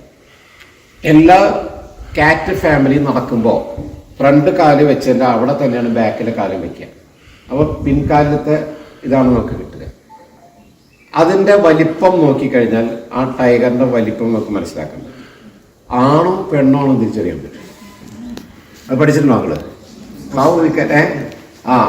അതായത് അതിൻ്റെ അറ്റത്തിലൂടെ ഈ പഗ് മാർക്ക് ഇങ്ങനെയാണെന്നുണ്ടെങ്കിൽ അതിൻ്റെ അറ്റത്ത് നമ്മളിങ്ങനെ വരയ്ക്കാൻ കഴിക്കാം. അതൊരു സ്ക്വയർ ആയിട്ട് വരികയാണെങ്കിൽ അത് ആണും, അത് റെക്ടാങ്കിൾ ഷേപ്പിൽ വരികയാണെന്നുണ്ടെങ്കിൽ അത് പെണ്ണുമായി. ഇതൊക്കെ വളരെ പ്രിലിമിനറി ആയിട്ടുള്ള ചില വിവരങ്ങളാണ് കേട്ടോ. ഇപ്പൊ നമ്മൾ കൂടുതലായിട്ട് ടൈഗറിന്റെ സെൻസസ് എന്ന് പറഞ്ഞാൽ അറിയാലോ, നമ്മൾ അതിന്റെ കണക്കെടുപ്പാണ്. അങ്ങനെ ടൈഗറിന് കണക്കെടുക്കുന്നത് നമ്മൾ സെൻസസിന് ചെല്ലുമ്പോൾ എല്ലാ ടൈഗറിനോടും വരാൻ പറഞ്ഞിട്ട് കണക്കെടുക്കാൻ നമുക്ക് പറ്റില്ലല്ലോ. സോ ഇൻഡയറക്റ്റ് സൈറ്റിങ്ങിലൂടെയാണ് നമ്മൾ എടുക്കുക. ഇപ്പൊ കുറെ കൂടെ ആധുനിക മെത്തേഡ് അനുസരിച്ചിട്ട് നമ്മൾ ക്യാമറ ട്രാപ്പ് വെച്ചിട്ടുണ്ട്. ക്യാമറ ഒരു ടൈഗറിന്റെ ഇവിടെയൊക്കെ വരകളുണ്ടെന്ന് അറിയാലോ, ഇടത്ത് വശത്തും വലത്ത് വശത്തും ഒക്കെ വരകളുണ്ട്. ഈ വരകൾ പോലെയല്ല ഇപ്പുറത്തെ വരകൾ, ഇത് രണ്ടും വ്യത്യസ്തമാണ്. അപ്പോൾ ഒരു ടൈഗർ അങ്ങോട്ട് പോകുമ്പോൾ ഇവിടെ കിട്ടി, തിരിച്ചു വരുമ്പോൾ ഇവിടെ കിട്ടിയ രണ്ട് ടൈഗറായിട്ട് കണക്കും. അത് വരാതിരിക്കാൻ വേണ്ടി ടൈഗറിന് ക്യാമറ വയ്ക്കുമ്പോൾ ഒരേ സമയം അപ്പുറം ഇപ്പുറം വയ്ക്കും. മനസ്സിലായി? അപ്പോൾ ഒരേ സമയം തന്നെ രണ്ട് ഇമേജ് നമുക്ക് കിട്ടും. അല്ലെങ്കിൽ അത് രണ്ട് ടൈഗറായിട്ട് ഒരു സ്ഥലത്ത് മാത്രം വെച്ചാൽ രണ്ട് ടൈഗറായിട്ട് തെറ്റിദ്ധരിക്കപ്പെടുന്നു. വേറൊരു പ്രത്യേകത, നമ്മുടെ കയ്യിൻ്റെ തമ്പ് ഇംപ്രഷൻ അല്ലേ ഇത്, ഈ തമ്പ് ഇംപ്രഷൻ ഇവിടെ ഇരിക്കുന്ന എല്ലാവരുടെയും വ്യത്യസ്തമായിരിക്കും. It is different. Likewise ഈ കടുവകളുടെ വരകളുണ്ടല്ലോ, ഒരു കടുവയുടെ വര പോലെയല്ല വേറൊരു കടുവയ്ക്കുള്ളത്. It is different from individual to individual. അപ്പോൾ അതുകൊണ്ടാണ് the stripes of the tiger is very important to identify each other. വേറൊരു പ്രത്യേകത പറഞ്ഞുതരാം. ഇവിടെ വിഷ്കേഴ്സിൽ ഇവിടെ മീശരോമങ്ങളില്ലേ, അത് നമുക്ക് മറ്റേ പ്രിന്റ് എടുക്കാൻ പറ്റും, ഗ്രാഫിക് പ്രിന്റ്. എല്ലാ കടുവയ്ക്കും വ്യത്യസ്തമായിരിക്കും അതിൻ്റെ അറേഞ്ച്മെന്റ്സ്. മനസ്സിലായോ? ഒരു കടുവയുടെ അറേഞ്ച്മെന്റ് പോലെയല്ല മറ്റൊരു കടുവയ്ക്കുള്ള, അതും ഡിഫറെൻ്റ് ആയിരിക്കും. സോ ഇങ്ങനെ നമുക്ക് ഇതൊക്കെ വെച്ച് അനലൈസ് ചെയ്യാനുള്ള കമ്പ്യൂട്ടർ ഡാറ്റാ ബേസ് നമ്മളിപ്പോൾ എടുത്തിട്ടുണ്ട്.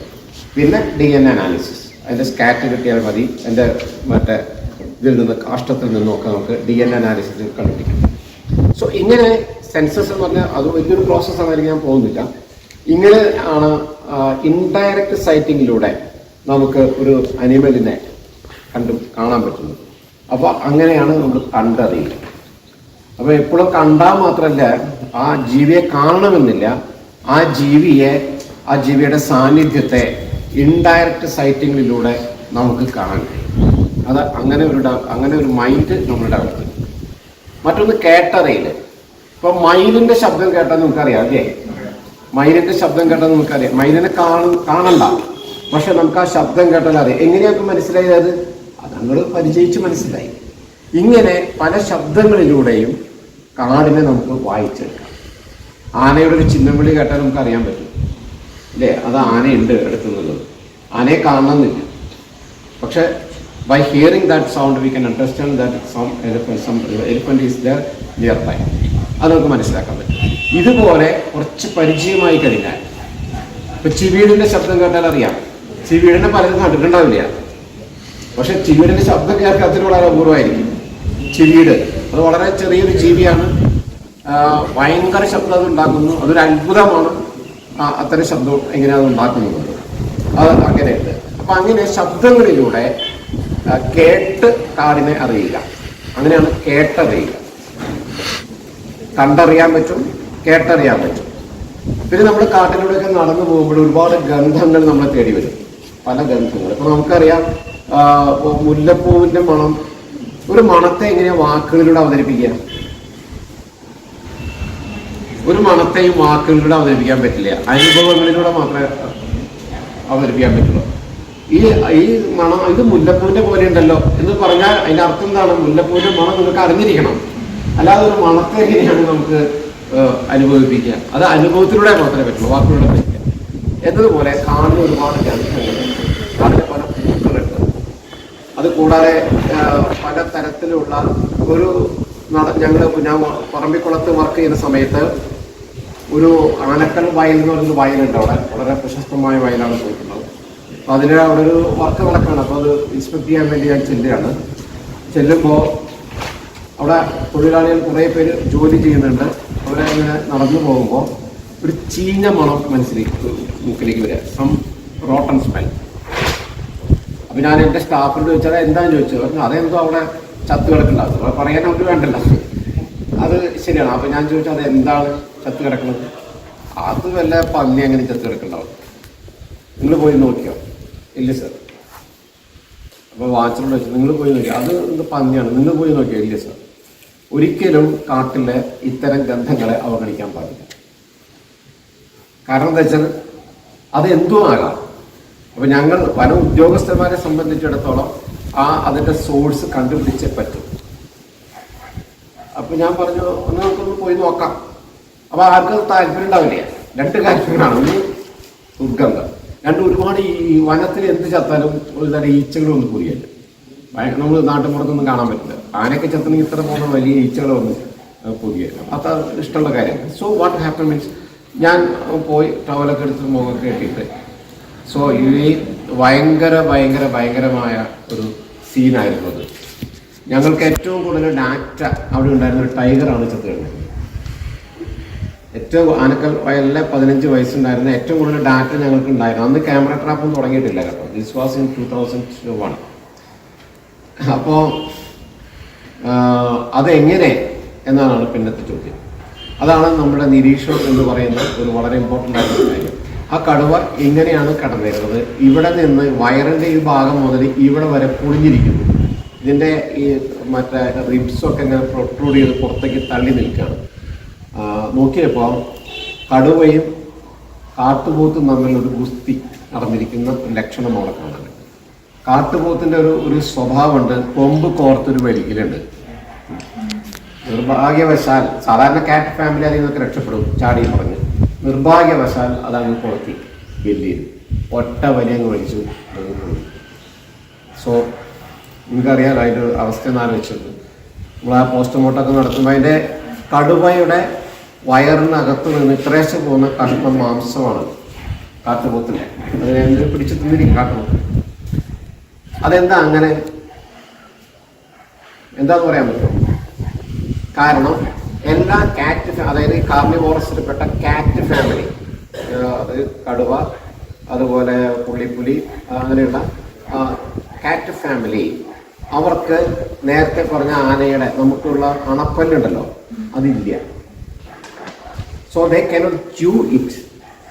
അവർക്ക് ചവച്ചരയ്ക്കാൻ പറ്റില്ല. കാരണം ചവച്ചരയ്ക്കാൻ പറ്റുന്ന പല്ല് അവർക്കില്ല. അവർ മാംസഭോജികളാണ്. അവർ കഷ്ണം പറിച്ചെടുത്തിട്ട് വീഴുന്നു. അതാണ് അവരുടെ ഫീഡിങ് ഹാബിറ്റ്. അപ്പോൾ അവർക്ക് അതിനെ പറ്റിയ ഈ മുമ്പിലുള്ള നമ്മുടെ ഉളിപ്പല്ലില്ലേ, ഇൻസിസർ, പിന്നെ കോമ്പല്ലുണ്ടല്ലോ, കനൈൻ, ഇതേ ഉള്ളൂ. അവർ മോളാർ ടീത്ത് അവർക്കില്ല, അതിൻ്റെ ആവശ്യമില്ല.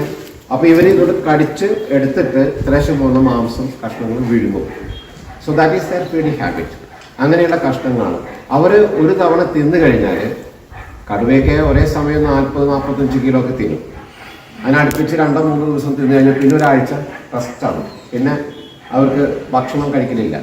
ഗിറിലെ ഈ സിംഹത്തിൻ്റെ മുന്നിൽ കൂടെ സ്പോട്ടഡ് ഡീർ നടന്നു പോകുന്നത് ഞാൻ കണ്ടിട്ടുണ്ട്. ഇങ്ങനെ ഒരു 10-20 മീറ്റർ അപ്പുറത്ത് കൂടെ. കാരണം സ്പോട്ടഡ് ഡീറിന് അറിയാം ഇത് ഭക്ഷണം കഴിച്ചിട്ട് വിശ്രമിക്കുകയാണെന്നത്. ഇനി അവർ പിടിക്കില്ല. ഒരു 4 ദിവസം 5 ദിവസം കഴിഞ്ഞിട്ട് ഇനി അവർ ശ്രദ്ധിക്കട്ടോ.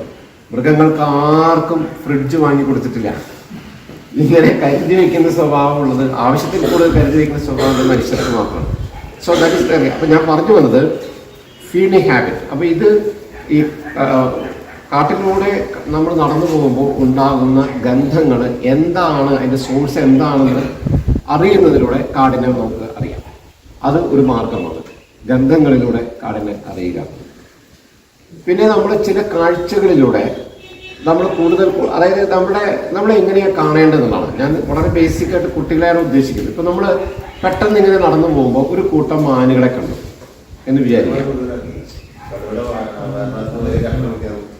അത് അല്ല, അതങ്ങനെ കണ്ടു എന്ന് പറയുന്നു. അല്ല, കാട്ടുപോത്തും ഈ കടുവയും തമ്മിലുള്ള ഒരു അറ്റാക്കിലാണ്. അതായത് അതിന്റെ കുട്ടീനെ പിടിച്ച് തിന്നിട്ടുണ്ടാവുമല്ലോ മിക്കവാറും. അതാണ് സാധ്യത. അതിന്റെ കുട്ടിയെ പിടിച്ച് തിന്നിട്ടുണ്ടാവും. അപ്പോൾ അത് ചെറുക്കാൻ ശ്രമിച്ചിട്ടുണ്ടാവും.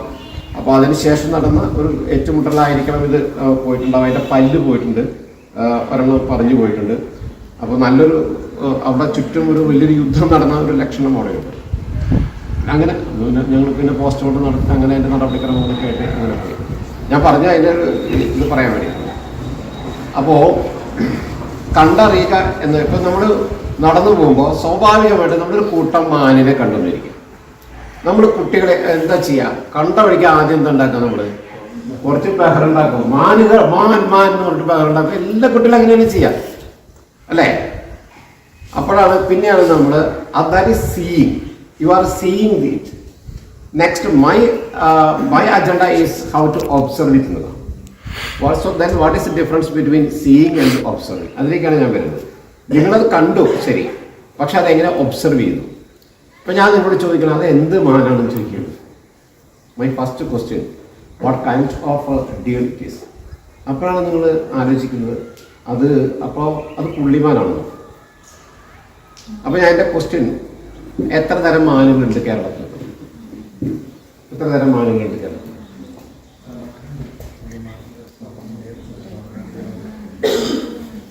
പറഞ്ഞോ, നിങ്ങൾക്ക് അറിയാമെന്ന് പറ. ഞാൻ മാത്രം വർത്താനം പറഞ്ഞു പോയി ശരിയാവില്ല. പുള്ളിമാനുണ്ട്, അതാ പറഞ്ഞു. കൂടെ ബാർക്ക് ഇന്ത്യർ ഉണ്ട്, കേഴ, സാമ്പാർ ഡിയർ ഉണ്ട്, മ്ലാവ്, മൗസ് ഡിയർ ഉണ്ട്, കൂരന്മാൻ,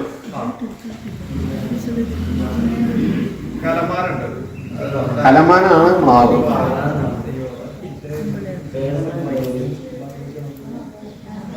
പറയും നിങ്ങൾ കണ്ടിരിക്കട്ടെ. യെസ്, നിങ്ങൾക്ക് ഇവിടെ നിർത്താം 4 അതേ ഉള്ളൂ.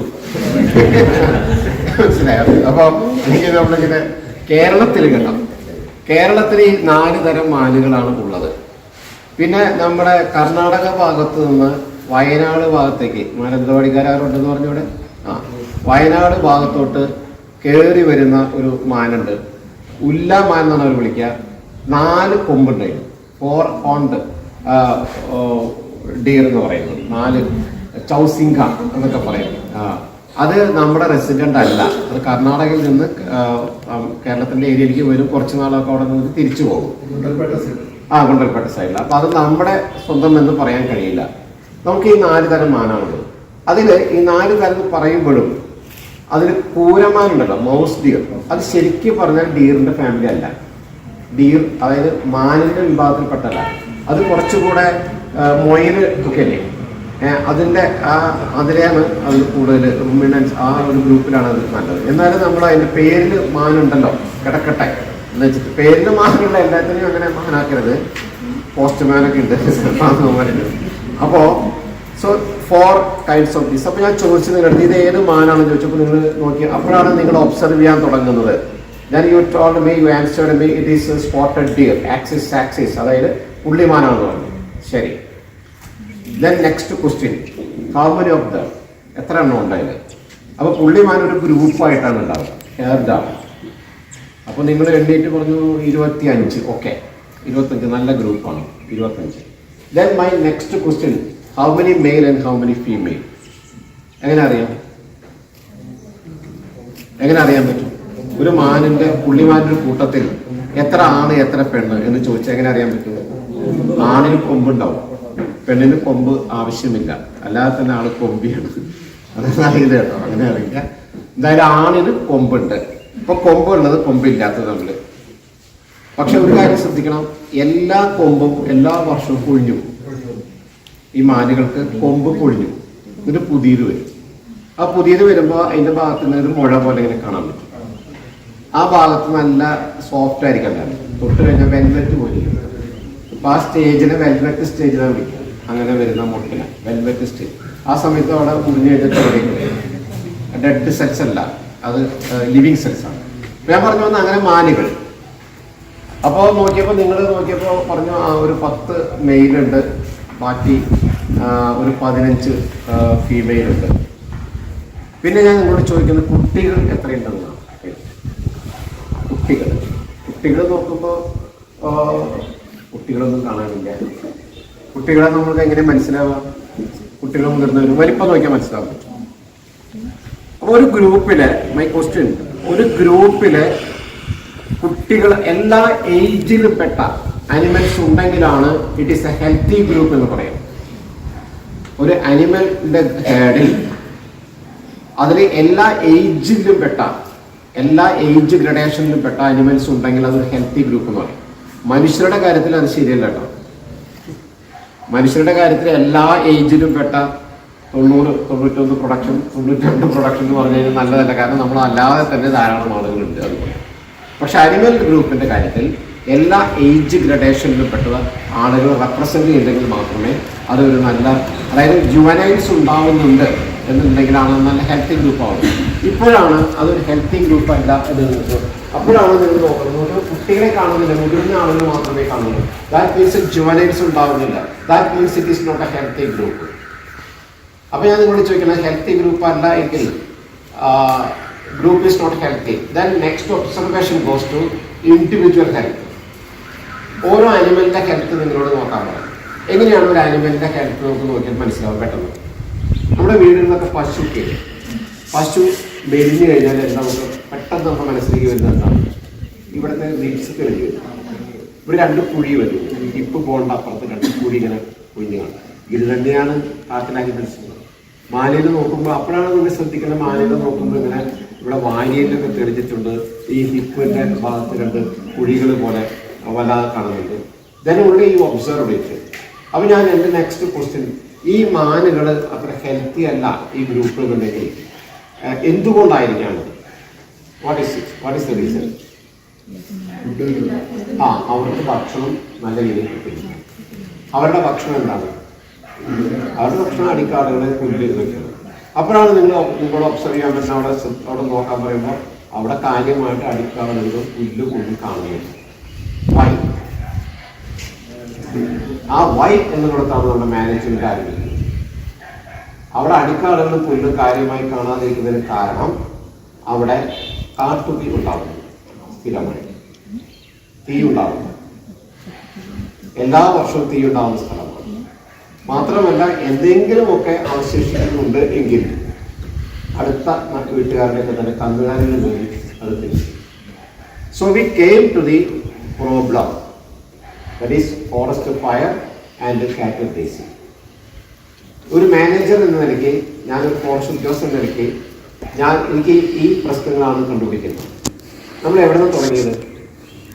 നമ്മൾ എങ്ങനെയാണ് അവിടുത്തെ ഇഷ്യൂസിലേക്ക് എത്തിയത്? So how we came to the issue of that forest area, the managing the issue of that forest area. നമ്മൾ വന്നത് മാനുകളെ ഒബ്സർവ് ചെയ്തുകൊണ്ടാണ്. If you are simply seeing it, you will never come to the management issues of that area. By observing it only, you came to the management issues. ഞാൻ പറഞ്ഞു മനസ്സിലായോ? അങ്ങനെ കാണാൻ പഠിക്കണം. അതാണ് എങ്ങനെയാണ് കാടിനെ കാണാൻ പഠിക്കുക എന്നുള്ളതിൻ്റെ ഒരു വളരെ പ്രധാനപ്പെട്ട ഒരു കാഴ്ച. അങ്ങനെയാണ്. ഇങ്ങനെ ഒബ്സർവേഷനിലൂടെ വേണം കാടിനെ നമ്മൾ കണ്ട് പഠിക്കാൻ. അപ്പം കാണലിലൂടെയും ശബ്ദത്തിലൂടെയും കേൾവിയിലൂടെയും ഗ്രന്ഥങ്ങളിലൂടെയും ഒക്കെ കാടിനെ നമുക്ക് വായിച്ചെടുക്കാം. പിന്നെയാണ് ചില തൊട്ടറിയ എന്ന് പറഞ്ഞു കഴിഞ്ഞാൽ പല ബാർക്കുകൾ, പല ലീഫുകൾ, പല മോസസ്, ഇതിനെയൊക്കെ തന്നെ സ്പർശനത്തിലൂടെ നമുക്ക് അതിൻ്റെ ഒരു പ്രത്യേകത, അതിൻ്റെ ടെക്സ്ചർ, അത് കുറച്ച് പ്രാക്ടീസ് ആവശ്യമാണ്. അതിലൂടെ നമുക്ക് കാടിനെ തിരിച്ചറിയാം. മറ്റൊരു കാര്യമാണ് നമ്മൾ രുചിച്ചറിയാനുള്ളത്. അത് പക്ഷെ വളരെ കൂടെ പരിചിതരായ ആളുകൾ പറയുമ്പോൾ മാത്രം. ഇപ്പോൾ നമ്മൾ നിങ്ങളോട് പറയാണ് ചക്കയുടെ രുചി എന്ന് പറഞ്ഞു കഴിഞ്ഞാൽ, ചക്കയുടെ രുചി നിങ്ങൾക്ക് അറിയുന്നുണ്ടെങ്കിൽ മാത്രമേ അത് മനസ്സിലാവുള്ളൂ. മനസ്സിലായി പറഞ്ഞത്. അപ്പൊ ആ രുചി അങ്ങനെ നമുക്ക് ഇപ്പൊ കാട്ടിൽ നമുക്ക് പലപ്പോഴും ഞങ്ങൾ വഴി തെറ്റിയിട്ട് ഭക്ഷണമില്ലാതൊക്കെ തന്നെ അകപ്പെട്ടു പോയിട്ടുണ്ട്. ഞാനൊരു 3-4 മണിക്ക് അകപ്പെട്ടു പോയിട്ടില്ല. ഭക്ഷണമില്ല, വെള്ളമില്ല. അപ്പോഴൊക്കെ പലപ്പോഴും നമ്മളെ സഹായിച്ചിട്ടുള്ളത് ചില ഇലകൾ, ചില ഫ്രൂട്ട്സ്, അതൊക്കെ വളരെയേറെ നമ്മളെ സഹായിച്ചിട്ടുണ്ട്. അതൊക്കെ നമുക്ക് നേരത്തെ അറിയാവുന്നത്. അല്ലെങ്കിൽ ഇപ്പൊ നമ്മൾ വഴിവെക്കലൊക്കെ നല്ല മനോഹരമായി നല്ല പഴങ്ങൾ നിൽക്കുന്നതാണ്. കാട്ടിലൊക്കെ ചിലപ്പോൾ നല്ല പഴങ്ങൾ നിൽക്കുന്നുണ്ടാവും. ആരും ഒന്നും തൊട്ടിട്ടില്ല, കാണുമ്പോൾ നമുക്ക് കഴിക്കാൻ തോന്നും. ആരും ഒന്നും തൊട്ടിട്ടില്ല എന്നുള്ളടുത്ത് തന്നെയാണ് അതിന്റെ പ്രശ്നം. മനസ്സിലായ? അത് അല്ലെങ്കിൽ അത് അവിടെ അങ്ങനെ ഉണ്ടാവില്ലല്ലോ. അപ്പൊ അത് ശ്രദ്ധിക്കണം. നല്ലോണം വിളഞ്ഞു നിൽക്കുന്ന പഴങ്ങൾ കാണാൻ ഭംഗിയുള്ള പഴങ്ങൾ കുറെ നിൽക്കുന്നുണ്ടെങ്കിൽ ആരും അത് ഒരു പക്ഷി പോലും അതിൽ നിന്ന് മുന്നിൽ കഴിച്ചിട്ടില്ല എന്നുണ്ടെങ്കിൽ ബി വെരി കെയർഫുൾ. അത് ഭംഗിക്കവിടെ നിന്നോട്ടെ, നമ്മളതിനെ തൊടാൻ പോകണം. ആനവരട്ടി, ഈ ആനവരട്ടി എന്ന് പറഞ്ഞിട്ട് ഞാൻ ഈ തൊട്ടറിയുന്നതിൻ്റെ ഒരു കാര്യം പറഞ്ഞുതരാം. എൻ്റെ കൂടെ കുറച്ച് കുട്ടികൾ കൂടി കാട്ടിലേക്ക് ഇങ്ങനെ വരാം. അപ്പൊ കാഞ്ഞിരം കണ്ടിട്ട് അവർക്ക് മനസ്സിലായില്ല. ഞാൻ ചോദിച്ചു ഇതിന്റെ എന്താന്ന് ചോദിച്ചു. അപ്പൊ അവരിങ്ങനെ സംശയിച്ചു. ഞാൻ നിങ്ങളെ ഒന്ന് അതിന്റെ അല്ലെ ഒന്ന് രുചിച്ചു നോക്കും, നല്ല മധുരമുള്ള സാധനമാണ്. അപ്പൊ തന്നെ തുപ്പി, ഇനി ജീവിതത്തിൽ ഒരിക്കലും ഇത് തെറ്റിക്കില്ല. മനസ്സിലായോ പറഞ്ഞത്? അങ്ങനെ ചില കാര്യങ്ങളാണ്. ഈ ആന ചുരുതണം എന്ന് പറഞ്ഞാല് ലക്കോഷ്യ ക്രെനുലേറ്റ എന്ന് പറയുന്ന ഒരു സസ്യമാണ്. എല്ലാ നമ്മുടെ നാട്ടിൽ ഞങ്ങൾ തുമ്പാന്ന് പറയും, പൊടിത്തുമ്പാന്ന് പറയും. ഇവിടെ എന്താ പറയാ, പൊടിത്തുമ്പ അല്ലേ, ചൊറിയുന്നത്. അതിലൊക്കെ തന്നെ അതുപോലൊക്കെ തന്നെ ചില രോമങ്ങളുണ്ട്. ആ രോമം അതിൻ്റെ അടിയിൽ ഒരു പ്രത്യേക തരം കുറച്ച് സെല്ലുണ്ട്. അതിന് ഒരു ആസിഡാണ്, പ്രത്യേക ആസിഡാണ്. അപ്പോൾ അതിനെ തൊടുമ്പോൾ ഈ ഹെയർസ് നമ്മുടെ ശരീരത്തിൽ തറഞ്ഞു പോകും. എന്നിട്ട് ആ ആസിഡ് ഇൻജക്ട് ചെയ്യും. അങ്ങനെയാണ് നമുക്ക് ചൊറിച്ചിൽ വല്ലാത്ത അസ്വസ്ഥതയൊക്കെ ഉണ്ടാവുന്നത്. ഇത് നാട്ടിൻ പുറത്ത് നമ്മൾ ചൊറിഞ്ഞു കഴിഞ്ഞാൽ കുറച്ച് അങ്ങനെ ഉണ്ടാവും. പക്ഷെ കാട്ടിൽ ഇവന്റെ മുത്തച്ഛനൊരാൾ കാട്ടിലുണ്ട്, മനസ്സിലായ ആള് കുറെ തീവ്രവാദിയാണ്. അത് തൊട്ട് കഴിഞ്ഞാൽ ചിലപ്പോൾ നമ്മൾ ആന ചുരുതണം എന്ന് പറയാം. അതായത് ആനയെ പോലും മോഹാലസ്യപ്പെടുത്തി വീഴ്ത്താൻ ശേഷിയുള്ള പക്ഷിയാണ്. അങ്ങനെയുള്ളവർക്ക് തിരിച്ചറിഞ്ഞാൽ നല്ലതാണ്. ഇന്നലെ കണ്ട് അല പോയപ്പോ കാണിച്ചു. കഴിഞ്ഞ മാസം ട്രക്കിങ്ങിന് പോയിട്ട് പിള്ളേർക്ക് അറിയില്ലായിരുന്നു, ഫ്രണ്ടിൽ പോകുന്ന ആളുകൾക്ക്. ഞാനൊന്നും ഉണ്ടായിരുന്നില്ല. സംഭവം തൊട്ടു 32 പേരായിരുന്നു ഉണ്ടായിരുന്നത്. 16 പേർക്ക് പനിയായിട്ട് കിടപ്പിലായി 3 ദിവസം. അപ്പൊ കാട്ടില് ഇങ്ങനെയുള്ള കുറെ ഇതുണ്ട്. ഈ ആളുകള് ഈ കഥ പറഞ്ഞു കാടിനെ കുറിച്ച് ആളുകൾ പലരും എഴുതാറുണ്ട്. അപ്പൊ എനിക്കുണ്ടായ അനുഭവങ്ങൾ ഞാൻ എഴുതിയിട്ടുണ്ട്, അത് പുസ്തകമായിട്ട് എടുത്ത് വരുന്നുണ്ട്. അപ്പൊ അതില് രസകരമായ 1-2 അനുഭവങ്ങള്. കാടിനെ ഭയങ്കരമായി കാടിനെ സ്നേഹിക്കുന്ന ഭയങ്കരമായ കുറെ പരിസ്ഥിതി ബുദ്ധിജീവികൾ ആയ ആളുകൾ അവരെ കൂടെ കാട്ടിലേക്ക് പോകേണ്ടി വന്നിട്ടില്ല. ഒരു കാട്ടിൽ ദിവസം താമസിക്കുന്ന വലിയ മന്ത്രിയുടെയൊക്കെ ആളുകളായിട്ട് വന്നതാണ്. ഇവരുടെ കൂടെ ഇങ്ങനെ കാട്ടിൽ പോകുമ്പോൾ ആദ്യമേ തന്നെ ഇവരുടെ വസ്ത്രധാരണ രീതി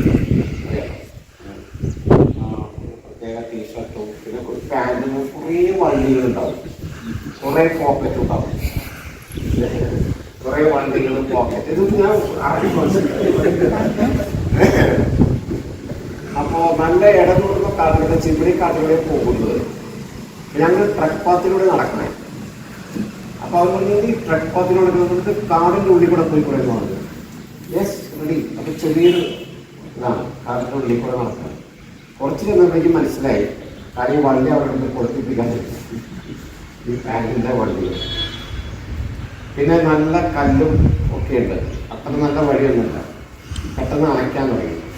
ഇത് ലോകത്തിന്റെ മൊത്തം പ്രശ്നങ്ങളാണല്ലോ ചർച്ച ചെയ്തിട്ടാണല്ലോ പോകുന്നത്. കാടിനെ കണ്ടിട്ടല്ല പോകുന്നത്, മനസ്സിലായി? എന്താ പറയാ, റിയോ ഉച്ചകോടിയിൽ ഇന്നയാൾ സംസാരിച്ചത് ശരിയായില്ല, അല്ലെങ്കിൽ ഗ്ലോബൽ വാർമിങ്ങിന്റെ കാരണങ്ങൾ, ഇതൊക്കെയാണ് അവർ കാട്ടിൽ കൂടെ നടക്കുമ്പോൾ ഇതൊക്കെയാണ് അവർ ചർച്ച ചെയ്യുന്നത്. ഞാനത് ഞാൻ എഴുതിയിട്ടുണ്ടത്. അത് അങ്ങനെ ഇവരുടെ അവിടെ ഒരുത്തൻ മൂത്രമൊഴിക്കാൻ വേണ്ടി സൈഡിലേക്ക് പോയി. അപ്പൊ എന്റെ വാച്ച് പറഞ്ഞ അവിടെ വിളിക്കണ്ട, നിങ്ങൾ മാറി നിന്ന് വിളിക്കണം. അപ്പൊ അയാള് അത് ചെയ്തു. അപ്പൊ തിരിച്ച് വന്ന് കുറെ കഴിഞ്ഞാൽ ചോദിച്ചു, എന്താ അവിടെ മൂത്രമൊഴിക്കണ്ടെന്ന് എളുപ്പം അങ്ങനെ ശ്രദ്ധിച്ചോ ചോദിച്ചു.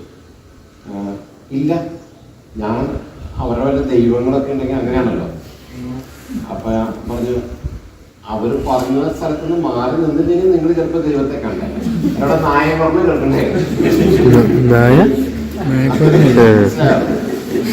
അത് അല്ലെങ്കിൽ ചിലപ്പോ നിങ്ങൾ ദൈവത്തെ കണ്ടേ. ഇതാണ്. അപ്പൊ ഇതൊക്കെ കാട്ടില് നടക്കുമ്പോഴും എന്റെ കൂടെ വന്നിട്ടുള്ള അവർക്ക് വളരെ ഇഷ്ടമാണ്. അപ്പോ അതുപോലെ ഞങ്ങൾ നടന്നു പോയി ഞങ്ങളിങ്ങനെ നടന്നിട്ട് ഒരു സ്ഥലത്തേക്ക് എൻ്റെ കൂടെ ഉള്ളൊരു വാച്ചുണ്ട്, അതായത് പതുക്കെ വഴി മാറ്റിയൊരു കുറച്ച് പുല്ലാനി ഒരു മുളം കൊണ്ടുണ്ട്.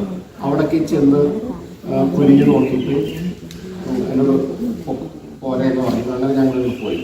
ഇവരതൊന്നും ശ്രദ്ധിക്കുന്നുണ്ട്. ഇവരപ്പോൾ ആഗോളതാപനത്തെ കുറിച്ചുള്ള ചർച്ച. ഞാൻ കുറച്ചങ്ങനെ ചെന്നിട്ട് പറഞ്ഞ് കൃഷ്ണൻ എന്ന് പറഞ്ഞിട്ട് അവിടെ നോക്കിയത് എന്താണെന്ന് നമ്മൾ ശ്രദ്ധിച്ചോ? ഇല്ല, അവിടെ ഒരു രാജവെമ്പാല മുട്ടയിട്ടിട്ട് അടയിരിക്കും. അപ്പോൾ രാജവെമ്പാലാണ് കൂടുണ്ടാക്കി മുട്ടയിടുന്നത് ഏകപ്പാമ്പ്. അങ്ങനെ ചെറിയ ഇലകളും ചുള്ളിക്കമ്പോഴൊക്കെ ഉണ്ട്. അതവിടെ ഉണ്ടോ നോക്കാൻ പോയതാ ഇയാള്. അതുണ്ട് എന്നുണ്ടെങ്കിൽ പേടിക്കണ്ട, കാരണം അവിടെ ഇരുന്നോളും. അല്ലെങ്കിൽ അത് എവിടെ വേണമെങ്കിലും കുറച്ച് പോയിന്റ് മനസ്സിലായ പോലെ. നമ്മള് രാത്രി 12 മണിക്ക് ഞാനൊരു സെമിത്തേരിയുടെ സൈഡിൽ കൂടെ നടന്നു ഒരു സെക്കൻഡ് സിനിമ കോളേജിൽ പഠിക്കുന്ന കാലത്ത് പെട്ടെന്ന് പിന്നീന്നൊരു വിളി വന്നു. ഒറ്റയ്ക്കാണ്. അപ്പൊ എനിക്ക് സന്തോഷമായി, കാരണം ഒരാളെ കൂടെ എന്തായാലും ഉള്ളിൽ കഴിയും. തിരിഞ്ഞിട്ട് ആരും കണ്ടില്ലേ, അപ്പോഴാണ് പ്രശ്നം. മനസ്സിലായത്? തിരിഞ്ഞു നോക്കുമ്പോൾ ഒരാളെ കണ്ടാൽ നോക്കും പ്രശ്നമില്ല. പക്ഷെ അങ്ങനെ കണ്ടില്ലെങ്കിൽ അപ്പോ ഈ നടന്നു പോകുമ്പോ രാജവെമ്പാലയുടെ കൂട്ടിൽ അത് അടയിരിക്കുന്നുണ്ടോ എന്ന് നോക്കണം. അത് ഉണ്ടതിന് പേടിക്കേണ്ട പറയുന്നതാണ്. അതവിടെ ഇല്ലെങ്കിലാണ് പ്രശ്നം. It may appear anywhere. So we should be more careful. പറഞ്ഞു മനസ്സിലായ? അതാണ് എന്റെ കാര്യം. അപ്പൊ അത് അവിടെ ശ്രദ്ധിച്ചിട്ടില്ല. ഇങ്ങനെ കുറെ രസമായിട്ടുള്ള ഒരുപാട് അനുഭവങ്ങളുണ്ട്. അതുപോട്ടെ, ഞാൻ പറഞ്ഞു വന്നത് കാട്ടില് ഇങ്ങനെ ഈ പഞ്ചേന്ദ്രിയങ്ങളിലൂടെ വേണം കാടുകൾ നമ്മൾ അറിയാം. ജനുള്ളി. അപ്പൊ പണ്ട് പറയാറുണ്ട് lost forest for the trees പറഞ്ഞ ചൊല്ലുണ്ട്, കേട്ടില്ലേ? മരങ്ങൾ കാരണം കാട് കാണാൻ പറ്റില്ല, മരങ്ങളുടെ മറവ് കാരണം കാട് കാണാൻ പറ്റില്ല എന്ന് പരാതിപ്പെടിച്ചാണ്. ഈ വരുന്ന ആളുകളുടെ ഒക്കെ ധാരണ കാട് എന്ന് പറഞ്ഞാൽ കുറെ മൃഗങ്ങളെ കാണലാണ്. അങ്ങനെയല്ല, മൃഗങ്ങളെ കാണണ്ട, പക്ഷെ മൃഗങ്ങളെ അനുഭവിക്കണം. ഇൻഡയറക്റ്റ് സൈറ്റിങ്ങിലൂടെ എന്താണ് മൃഗങ്ങൾ എന്നുള്ളത് കണ്ട് അറിയണം. ഇങ്ങനെ വേണം കാടിനെ അറിയാൻ. ഈ കണ്ടറിയണം, തൊട്ടറിയണം, കേട്ടറിയണം, രുചിച്ചറിയണം, മണത്തറിയണം ഒക്കെ നമുക്ക് കാടിനെ അറിയാൻ പറ്റും. ഒരു പ്രത്യേക സ്മെല്ല് വരുമ്പോൾ നമുക്ക് മനസ്സിലാവും കാട്ടിൽ ധാരാളം സ്ഥലത്ത് സൈക്കസ് പൂത്തിട്ടുണ്ട്, ഈന്ത് പൂത്ത് ഒരു പ്രത്യേക മണം, ഒരു പച്ച മണം ഇങ്ങനെ മനസ്സിലേക്ക് അടിച്ചു കയറും മൂക്കിലേക്ക്. ഈന്ത് പൂത്തിൻ്റെ മണമാണ്. അപ്പൊ എന്താണ് ഈന്ത്? അതിനെക്കുറിച്ച് നമുക്ക് പറഞ്ഞു കൊടുക്കാം. ഇങ്ങനെ വേണം കാട്ടിലൂടെ നമുക്ക് നടക്കാൻ, ഡയറക്റ്റായിട്ട് ഇൻഡയറക്റ്റ്. ഇപ്പോൾ ഒരു അനിമലിന്റെ കാഷ്ടം കണ്ടു കഴിഞ്ഞാൽ ആദ്യം തന്നെ അത് എടുത്തു കഴിഞ്ഞാൽ അത് ഹെർബിവോറാണോ കാർണിവോറാണോ എന്ന് ചോദിച്ചാൽ, ഹെർബിവോർ എന്ന് വെച്ചാൽ സസ്യബുക്ക്, കാർണിവോർ എന്ന് പറഞ്ഞാൽ മാംസബുക്ക്. അതെങ്ങനെ അറിയാൻ പറ്റും? അതിൽ നോക്കിക്കഴിഞ്ഞാൽ മൃഗങ്ങളുടെ രോമം ഉണ്ടാവും, ഉണ്ടെങ്കിൽ അത് കാർണിവോറാണ്. അല്ല മരങ്ങളുടെ ഫ്രൂട്ട്സ്, സീഡ്സ് ഒക്കെയാണ് കാണുന്നുണ്ടെങ്കിൽ അത് ഹെർബിവോർ. ഇത് രണ്ടും കാണുകയാണെങ്കിലോ അത് ഓംനിവോറസ് ആയിരിക്കും, മിശ്രം. കരടി രണ്ടും കഴിക്കുന്ന കൂട്ടത്തിലുള്ളതാണ്. അങ്ങനെ പന്നി ഇതെല്ലാം കഴിക്കുന്ന കൂട്ടത്തിലാണ്. അപ്പൊ അത് മിശ്രം.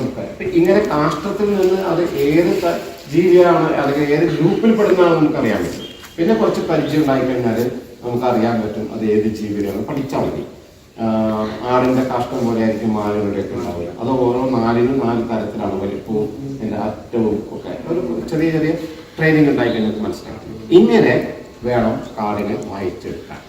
അല്ലാതെ മൃഗങ്ങളെ കണ്ടാൽ മാത്രമേ മൃഗത്തെ പഠിക്കാൻ പറ്റുള്ളൂ, കണ്ടാൽ മാത്രമേ മനസ്സിലാക്കാൻ പറ്റുള്ളൂ എന്നല്ല. പലതിലൂടെയും നമുക്ക് കാര്യങ്ങൾ വായിക്കാം. ഇങ്ങനെയാണ് ഒരു ഇൻട്രൊഡക്ഷൻ എന്ന രീതിയിൽ എനിക്ക് നിങ്ങളോട് പറയാം. സെൻസസ് എന്ന് പറയുന്നത്, സെൻസസ് എന്ന് പറഞ്ഞാൽ അനിമൽ സെൻസസ്. ഇപ്പൊ നമ്മുടെ മനുഷ്യർ ഇപ്പൊ ഇവിടെ എത്ര പേരുണ്ട് എന്ന് ചോദിച്ചാൽ നിങ്ങൾ 1, 2, 3 എന്ന് പറഞ്ഞിട്ട് എണ്ണം എടുത്ത് നോക്കിക്കാം, കുറെ. പക്ഷെ വൈൽഡ് അനിമൽസിന്റെ കാര്യത്തിൽ നമുക്ക് അങ്ങനെ ഒരു എക്യുറസി ഇല്ല. അതുകൊണ്ട് വൈൽഡ് അനിമൽസിന്റെ സെൻസസിനെ നമ്മൾ ശാസ്ത്രീയമായി പറയുന്നത് it is A estimation of population, estimation ആണ്.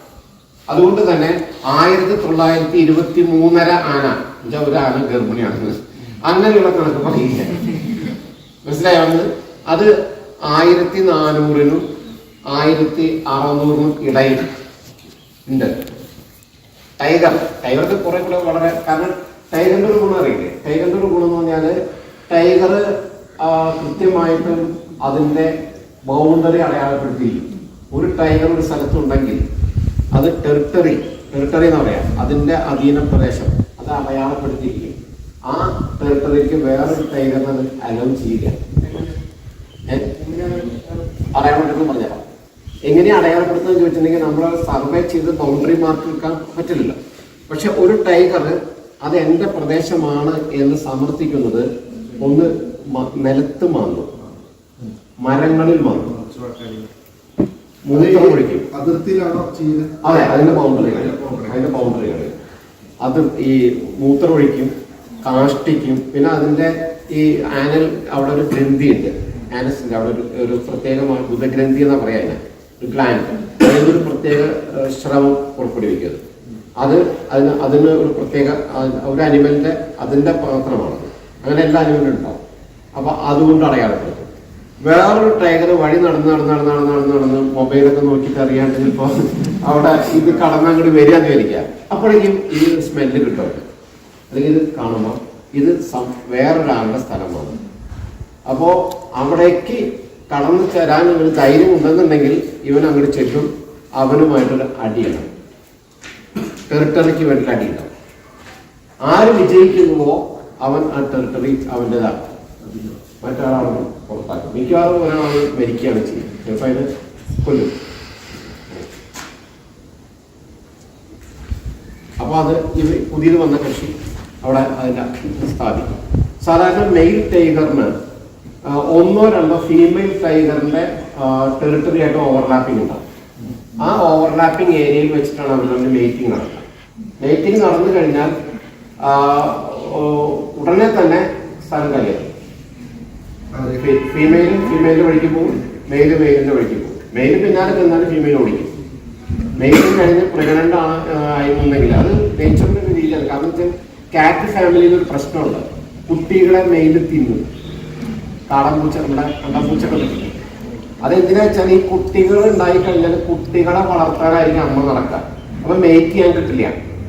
അപ്പൊ കുട്ടിയാണ് ശത്രു, മനസ്സിലായത്. അപ്പൊ അതുകൊണ്ട് കുട്ടീനെ തിന്നും. അത് നമ്മുടെ പൂച്ചയിലും സിംഹത്തിലും ലെപ്പേർഡിലും ടൈഗറിലും ഒക്കെ ഉണ്ട്. അതുകൊണ്ട് മേക്കിംഗ് കഴിഞ്ഞാൽ നീ നിന്റെ പണിക്ക് പോക്കണം ഉദ്ദേശിക്കും. അവർ നമ്മൾ യാതൊരു ബന്ധമില്ല. ടെറിട്ടറി പറഞ്ഞുതരാം. Good question. ഒരു കടുവയ്ക്ക് അതിന്റെ ടെറിട്ടറി എത്ര ഏരിയ ആണെന്ന ക്വസ്റ്റ്യൻ ചോദിച്ചു കഴിഞ്ഞാൽ അവൈലബിലിറ്റിയാണ്, മനസ്സിലായി? അവൈലബിലിറ്റി എത്ര സ്ഥലം അതിന് ലഭ്യമാണോ എന്നുള്ളതാണ്. അപ്പോൾ ഒരു 15 സ്ക്വയർ കിലോമീറ്റർ മുതൽ ചിലപ്പോൾ 100-150 സ്ക്വയർ കിലോമീറ്റർ ഏരിയ വരെ ഒരു ടൈഗറിന്റെ ടെറിട്ടറി ആയിട്ട് എടുക്കാം. അപ്പൊ സുന്ദർ ബാൻസിന് 150 സ്ക്വയർ കിലോമീറ്റർ എടുക്കാം. പക്ഷെ നമ്മുടെ വയനാട് 15 പോലും കിട്ടില്ല. മനസ്സിലായത്? ഏരിയ അവൈലബിലിറ്റി ആണ്. അതുകൊണ്ട് വയനാട് കോൺഫ്ലിക്റ്റ് കൂടുതൽ പുറത്തേക്കും വരുന്നുണ്ട്. ഇപ്പൊ ലയണിന്റെ സിംഹത്തിന്റെ കാര്യം പറഞ്ഞു കഴിഞ്ഞിട്ടുണ്ടെങ്കിൽ ഗിർ നാഷണൽ ഫോറസ്റ്റില് സിംഹത്തിന്റെ കപ്പാസിറ്റി, ക്യാരിങ് കപ്പാസിറ്റിയേക്കാൾ കൂടുതലായി തുടങ്ങിയത്. പതുക്കെ മറ്റു സ്ഥലങ്ങളിലേക്കും ഗ്രാമങ്ങളിലേക്കും ഇപ്പോൾ ഇറങ്ങിപ്പോയി. ഒരു രക്ഷയില്ല, അതിന്റെ എണ്ണം കൂടി. സിംഹം ഗിർ നാഷണൽ ഫോറസ്റ്റിൽ മാത്രമാണുള്ളത്. എങ്ങനെയാണ് അത് അവിടെ മാത്രമായിട്ട് ഒതുങ്ങിയത്? അങ്ങനെ പറയാൻ പറ്റും. അഫ്ഗാനിസ്ഥാൻ മുതൽ ശ്രീലങ്ക വരെ ഉണ്ടായിരുന്നു. ശ്രീലങ്കയുടെ ഫ്ലാഗിൽ ഇപ്പോൾ സിംഹളാണ്. അഫ്ഗാനിസ്ഥാൻ, മധ്യ ഏഷ്യ അവിടെ മുതൽ ശ്രീലങ്ക വരെ ഉണ്ടായിരുന്നു. ഇപ്പൊ ഗിറിൽ മാത്രം ഒതുങ്ങി. എന്തുകൊണ്ടാണ് ഗിറിൽ ഒതുങ്ങിയെന്ന് പറയാൻ പറ്റും. മൃഗീയമായ വേട്ടയായിരുന്നു സിംഹങ്ങളെ. 2 തരം സിംഹമാണുള്ളത്, ഏഷ്യൻ സിംഹം, ആഫ്രിക്കൻ സിംഹം. ആഫ്രിക്കൻ സിംഹം ഇപ്പോഴും ഉണ്ട്. ഏഷ്യൻ സിംഹം വലിയ തോതിൽ വേട്ടയാടപ്പെട്ടു. അന്ന് കാലത്ത് ഗുജറാത്തിലെ ജുനഗഡ് പ്രവിശ്യ, ജുനഗഡിലാണ് ഇത് വരുന്നത്. അവിടുത്തെ രാജാവ് ഒരു ഓർഡർ ഇട്ടു, ഇവിടെ നാട്ടുകാരും ബ്രിട്ടീഷുകാരായ ആളുകൾ വന്നിട്ട് ഇവിടെ വേട്ടയാടാൻ പറ്റില്ല, ഇത് എൻ്റെ മാത്രം സ്ഥലമാണ്, എനിക്ക് മാത്രം വേട്ടയാടാനുള്ള സ്ഥലം, റെസ്ട്രിക്ട് ചെയ്തു. മനസ്സിലായോ? കുറച്ച് നാൾ ഒരു 6ാമത്തെ ഗേക്വാദ്, അതായത് ജുനഗഡ് രാജാവ് വന്നപ്പോൾ അയാൾ നല്ല പരിസ്ഥിതി സ്നേഹിയായ ആളായി. അയാൾ സിംഹവേട്ട നിരോധിച്ചു. എവിടെ? അയാളുടെ രാജ്യത്ത്. അങ്ങനെ സിംഹങ്ങൾ അവിടെ അവശേഷിച്ചു. അങ്ങനെയാണ് ഗിർ നാഷണൽ പാർക്കിൽ സിംഹങ്ങൾ അവശേഷിച്ചത്. 1973 വരെ സിംഹമായിരുന്നു നമ്മുടെ ദേശീയ മൃഗം. 73 പ്രോജക്ട് ടൈഗർ വന്നപ്പോഴാണ് കടുവയെ ദേശീയ മൃഗമാക്കിയത്. അതുവരെ സിംഹമായി. അപ്പൊ ഇപ്പോൾ ഒരു പ്രശ്നം, വർഷങ്ങൾക്ക് മുമ്പ് വൈൽഡ് ലൈഫ് ഇതിൽപ്പെട്ട ആളുകളുടെ ചർച്ചയുടെ ഭാഗമായിട്ട് ഒരു കാര്യം തീരുമാനിച്ച് എന്തെങ്കിലും ഒരു പരിസ്ഥിതി ദുരന്തമോ അല്ലെങ്കിൽ അങ്ങനെയുള്ള എന്തെങ്കിലും ഒരു എന്താ പറയുക ഒരു മറ്റേ എപ്പിഡമിക് ആയിട്ടുള്ള അതായത് മറ്റേ കണ്ടേജിയസ് ആയിട്ടുള്ള ഡിസീസ് വരികയോ ചെയ്താൽ അവിടെ ഒരു സിംഹത്തിന് വന്നാൽ മതി എല്ലാം കൂടി ചിലപ്പോൾ ചത്തുപോകും, നശിച്ചു പോകും. അതുകൊണ്ട് സിംഹങ്ങളെ അവിടെ നിന്ന് ട്രാൻസ്ലൊക്കേറ്റ് ചെയ്യാൻ തീരുമാനിച്ചു. ട്രാൻസ്ലൊക്കേറ്റ് ചെയ്യാൻ പറഞ്ഞാൽ ഒരു പ്രദേശത്ത് വേറെ പ്രദേശത്തേക്ക്. അപ്പോൾ അതിന് സമാനമായ കുറേ സാങ്ച്വറികൾ കണ്ടുപിടിച്ചു. ബാർഡ സാങ്ച്വറി, ഇപ്പോൾ പെഞ്ച്, അങ്ങനെയുള്ള കൂനോ ഇപ്പോൾ ഇവിടെ കൊണ്ടുവന്ന അങ്ങനെ കുറച്ച് സാങ്ച്വറി, അതായത് സിംഹത്തിന് പറ്റിയ ഇടങ്ങളാണ്, അതേപോലെയുള്ള ഹാബിറ്റായിട്ടാണ്. അങ്ങനെ ഒരു പ്രോജക്റ്റ് വെച്ചു. ആ പ്രോജക്റ്റ് അംഗീകരിച്ചു. അപ്പോൾ അന്നത്തെ ഗുജറാത്ത് മുഖ്യമന്ത്രി, ഇന്നത്തെ ഇന്ത്യയുടെ പ്രധാനമന്ത്രി, അദ്ദേഹത്തിൽ വന്ന രാഷ്ട്രീയ സ്വാധീനത്തിൻ്റെ പ്രഷറിൻ്റെ ഭാഗമായിട്ട് പറഞ്ഞു, lion is the pride of Gujarat, pride of Gujarat. അതുകൊണ്ട് ഗുജറാത്തിൽ നിന്നുള്ള സിംഹങ്ങളെ മറ്റ് സ്റ്റേറ്റിലേക്ക് കൊണ്ടുപോകാൻ പറ്റിയാണ് ആ പ്രോജക്റ്റ്. അപ്പോൾ മനസ്സിലായി പറഞ്ഞത്.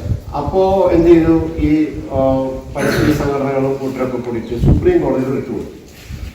സുപ്രീം കോടതി ഇതൊക്കെ പരിശോധിച്ച് പറഞ്ഞു അത് ശരിയാണ്, ശാസ്ത്രീയമായിട്ട് ശരിയാണ്, അത് മാറ്റണം എന്ന്.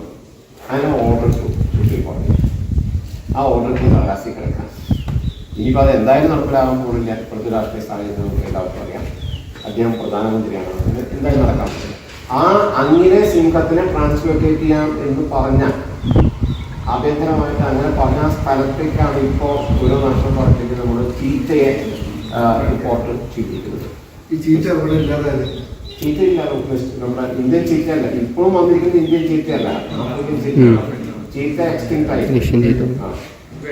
ഒരു മൃഗമോ അല്ലെങ്കിൽ പക്ഷിയോ അല്ലെങ്കിൽ ഒരു സസ്യമോ എക്സ്റ്റിങ്ക്റ്റ് വംശനാശം സംഭവിച്ചു എന്ന് പിന്നീട് കണ്ടെത്തിയിട്ടുണ്ട്. അതിലൊന്നാണ് ലേഡി സ്ലീപ്പർ ഓർക്കിഡ്. ഞാൻ പറഞ്ഞില്ലേ, ലേഡി സ്ലീപ്പർ ഓർക്കിഡ് അത് എക്സ്റ്റിങ്ക്റ്റ് ആയതായിരുന്നു. അതിന് പല ആർഗ്യുമെന്റ്സും ഉണ്ട്. എക്സ്റ്റിങ്ക്റ്റ് പിന്നെ എക്സ്റ്റിങ്ക്റ്റ് ആയാലും നമ്മൾ പിന്നീട് കണ്ടെത്തുന്നതായിട്ട് കുറെ റീഡിസ്കവേർഡ് നമ്മൾ ചീറ്റ, ഇന്ത്യൻ ചീറ്റ എക്സ്റ്റിങ്ക്റ്റ് ആയി, അതിന് എക്സ്റ്റിങ്ക്റ്റ് ആയിട്ട് ഡിക്ലെയർ ചെയ്തു. അപ്പോൾ പകരം ആഫ്രിക്കൻ ചീറ്റ, അതിൻ്റെ തന്നെ ഒരു ബ്രദർ എന്ന് വിളിക്കാവുന്ന സ്പീഷീസിനെ അവിടെ നോക്കുമ്പോൾ റിപ്പോർട്ട് ചെയ്തിരിക്കുകയാണ്. കൂടുതൽ അത് സർവൈവിലുണ്ടെന്നാണ് ലേറ്റസ്റ്റ് കിട്ടുന്ന വിവരം. സോ പറഞ്ഞു വന്നത് ഈ അനിമൽസിനെ നമ്മൾ കൈകാര്യം ചെയ്യുമ്പോൾ അതിൻ്റെ ബയോളജി, അതിൻ്റെ ഹാബിറ്റ്. ഇപ്പോൾ എന്തുകൊണ്ടാണ് കേരളത്തിൽ സിംഹങ്ങളില്ലാത്തത്?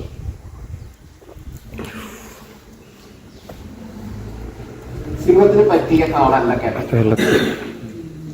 സിംഹം വേട്ടയാടുന്ന രീതി എങ്ങനെയാണ്? സിംഹം വേട്ടയാടുന്ന രീതി ഗ്രൂപ്പായിട്ടാണ്. അവർ ഓടിച്ചിട്ട് പിടിക്കുക ചെയ്യാം, ഓടിച്ചിട്ട്. അപ്പൊ സിംഹം ഗ്രൂപ്പായിട്ട് ഹണ്ട് ചെയ്യാൻ ഇറങ്ങുമ്പോൾ ഒരു കാര്യം കൂടി ഉണ്ടാവും. പല വീടുകളിലെയും പോലെ തന്നെയാണ് സിംഹത്തിന്റെ കാര്യത്തിൽ. ആണുങ്ങളെ വേട്ടയാടാൻ പോയില്ല, പെണ്ണുങ്ങളുടെ നേതൃത്വത്തിലാണ് വേട്ടയാടൽ കൂടുതൽ. ആണുങ്ങൾ കിട്ടിയ ചില ഓപ്പർച്യൂണിറ്റി ഉണ്ടെങ്കിൽ ഉപയോഗിക്കുന്നു മാത്രം. പക്ഷെ കിട്ടിക്കഴിഞ്ഞാൽ തിന്നാൻ ആദ്യം വരിക കൊടുക്കുക ആണുങ്ങൾക്കാണ്. പല വീടുകളുടെയും സ്ഥിതി പോലെയൊക്കെ തന്നെ. അപ്പൊ ഇവിടെ ഗ്രൂപ്പായിട്ടാണ്. ഗ്രൂപ്പായിട്ട് ഇവർ ഒച്ച ഉണ്ടാക്കും, ബഹളം ഉണ്ടാക്കും, പേടിപ്പിക്കും, എന്നിട്ട് ഓടും. പല സ്ഥലത്ത് നിന്ന് ആയിട്ടാണ് അവര് റിലേ പോലെയാണ് പല സ്ഥലത്ത് നടക്കുന്നത്. കടുവ അങ്ങനെയല്ല. കടുവ ഒറ്റയ്ക്ക്, കടുവ പിന്നെ ഒറ്റയ്ക്കാണ്. സിംഹം ഗ്രൂപ്പാണ്, കടുവ ഒറ്റയ്ക്കാണ്. അത് പതുങ്ങി ചെന്ന് പിന്നികൂടെയാണ് ചാടിക്കില്ല. പിന്നികൂടെയല്ല, ചാടി കഴുത്തിൽ പിടിച്ചു കഴിഞ്ഞാൽ പലപ്പോഴും ശ്വാസം ഇതിൽ പിടിച്ചിട്ട് ശ്വാസം മുട്ടിച്ചാണ് കൊല്ലുന്നത്. ഈ ഇരയൊക്കെ ഇങ്ങനെ ഈ ട്രക്കിയിൽ ഇവിടെ ഇങ്ങനെ ശ്വാസം മുട്ടിച്ച് പിന്നെ ബ്ലഡൊക്കെ പോയിട്ടാണ് ചത്തത്. അപ്പൊ ഈ സിംഹത്തിന് ഒച്ചയുണ്ടാക്കി ഓടിച്ചിട്ട് പിടിക്കണമെങ്കിൽ ഓപ്പൺ ഫോറസ്റ്റിലാണ്. ഓപ്പൺ ഫോറസ്റ്റ് കേരളത്തിൽ ഓപ്പൺ ഫോറസ്റ്റിന് പിടിക്കാൻ ചിന്നാറിന് കുറച്ച് ഏരിയ, അട്ടപ്പാടിന് കുറച്ച് ഏരിയ അല്ലാതെ വേറെ സ്ഥലത്തും അങ്ങനെ ഓപ്പൺ ഫോറസ്റ്റ് ഇല്ല. So lion cannot survive in this system, ecosystem. അതാണ് ഓപ്പൺ ഫോറസ്റ്റ് എന്ന് പറഞ്ഞാൽ നമ്മൾ ഇപ്പോഴൊക്കെ ഒരുമാതിരി ഇടങ്ങുന്ന കാടുകളാണ്, അല്ലെങ്കിൽ നല്ല കാടുകളാണ്. ഓപ്പൺ ഫോറസ്റ്റിൽ ധാരാളം നെല്ലി പ്രദേശങ്ങൾ, മുൾച്ചെടികൾ, എങ്ങനെയാണ് അവിടെ തുറന്ന സ്ഥലങ്ങൾ, തുറസായ സ്ഥലങ്ങൾ, ധാരാളം പുൽപ്രദേശങ്ങൾ, അങ്ങനെയുള്ള സ്ഥലത്താണ് സിംഹത്തിന്റെ ഹാബിറ്റാറ്റ് വരുന്നത്. ഗിറിലൊക്കെ അങ്ങനെയുള്ള സ്ഥലങ്ങളാണ്. പിന്നെ അതുപോലെയുള്ള സ്ഥലങ്ങൾ വേറെ കുറേ ഉണ്ടാവും ഇന്ത്യയിൽ. ഗിറില് മാത്രമല്ല, പക്ഷെ അവിടെ കൊണ്ടുപോകാൻ സംഭവിക്കില്ല. ഇപ്പൊ അതാണ് അങ്ങനെയാണെങ്കിലും സാർ നേരത്തെ പറഞ്ഞു അഫ്ഗാനിസ്ഥാൻ മുതൽ ശ്രീലങ്ക വരെ ഉണ്ടായിരുന്നു എന്നുള്ളത് വംശനാശം സംഭവിച്ചാണെന്ന് പറഞ്ഞു. അപ്പൊ ഇവിടെ ഈ ഇങ്ങനെയുള്ളൊരു കാടുകൾ ഇല്ലാത്ത സ്ഥലത്ത് എങ്ങനെയായിരുന്നു പിന്നെ ഇത്? ഇങ്ങനെയില്ലാത്ത സ്ഥലത്താണ് കൂടുതൽ ഉണ്ടായിരുന്നത്. ഈ പറഞ്ഞ അഫ്ഗാനിസ്ഥാൻ മുതൽ ശ്രീലങ്ക വരെയുള്ള സ്ഥലത്തെ അപ്പൊ നേരത്തെ ഇത് ഇങ്ങനെയുള്ള കാടുകളായിരുന്നു. അങ്ങനെയുള്ള കാടുകൾ, അങ്ങനെയുള്ള സ്ഥലങ്ങൾ ഇപ്പൊ കേരളത്തിൽ ഉണ്ടായിരുന്നില്ല. കേരളത്തില് അന്ന് ഇതുവരെ റിപ്പോർട്ട് ചെയ്തിട്ടില്ല, പണ്ട് റിപ്പോർട്ട് ചെയ്തിട്ടില്ല.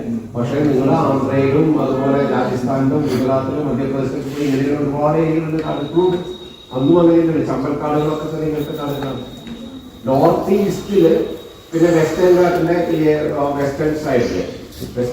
വെസ്റ്റേൺ സൈഡില് നോർത്ത് ഈസ്റ്റില് പിന്നെ ഹിമാലയൻ തറയിൽ ഇവിടെയൊക്കെയാണ് ഏറ്റവും നല്ല കാടുകളുള്ളത്. അല്ലാത്ത സ്ഥലത്തുള്ള കാടുകൾ ഈ പറഞ്ഞ പോലെ ഇപ്പൊ ഞാൻ ഗുജറാത്തിലായിരുന്നു 2 വർഷം മുതൽ. ഗുജറാത്തിലെ ഏറ്റവും നല്ല കാട് നമ്മുടെ ഇവിടുത്തെ ഏറ്റവും മോശം കാടുകൾ ഈക്വലൻ്റാണ്.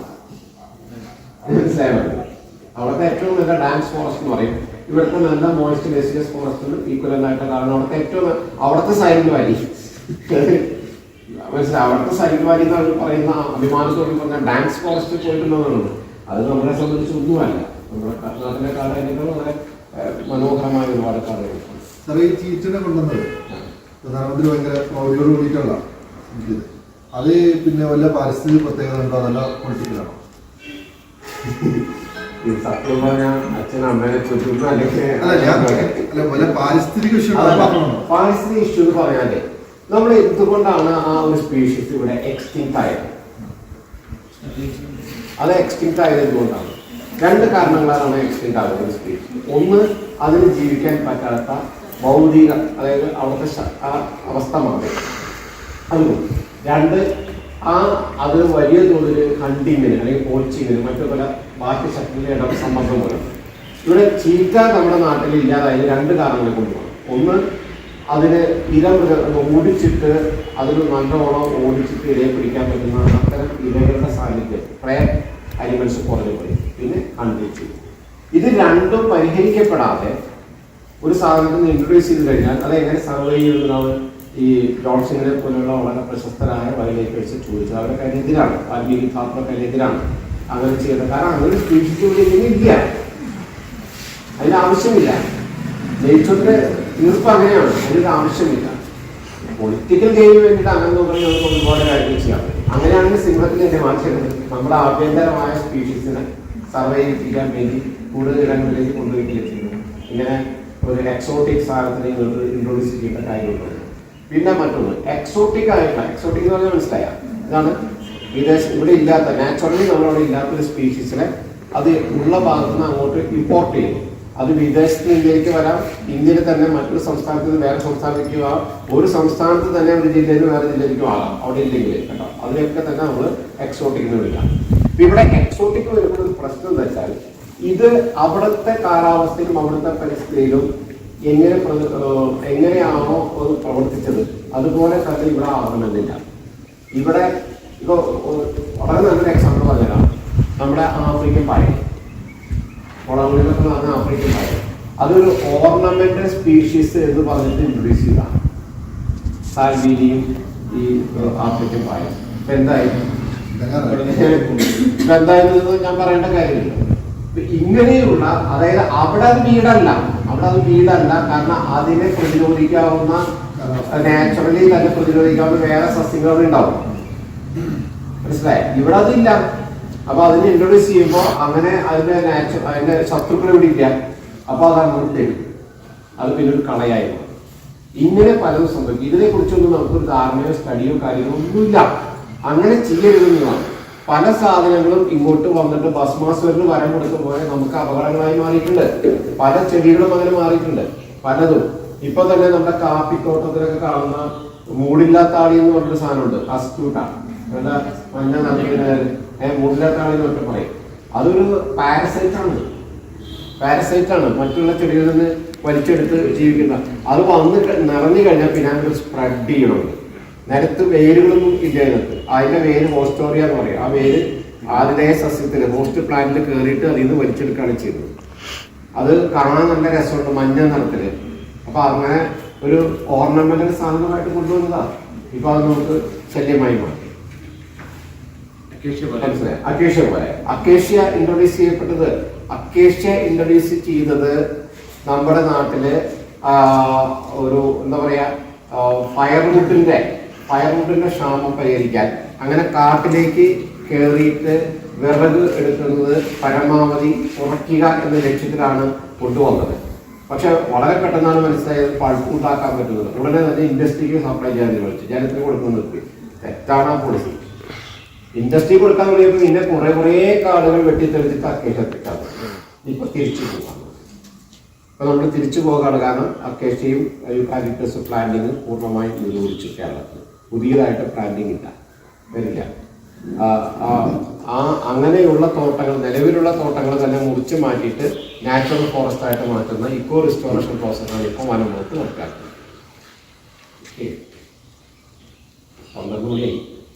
ഈ കടുവകൾ ഇപ്പൊ നാട്ടിലിറങ്ങുന്ന ആ ഒരു പ്രക്രിയ തുറന്നുകൊണ്ടിരിക്കുകയാണ്.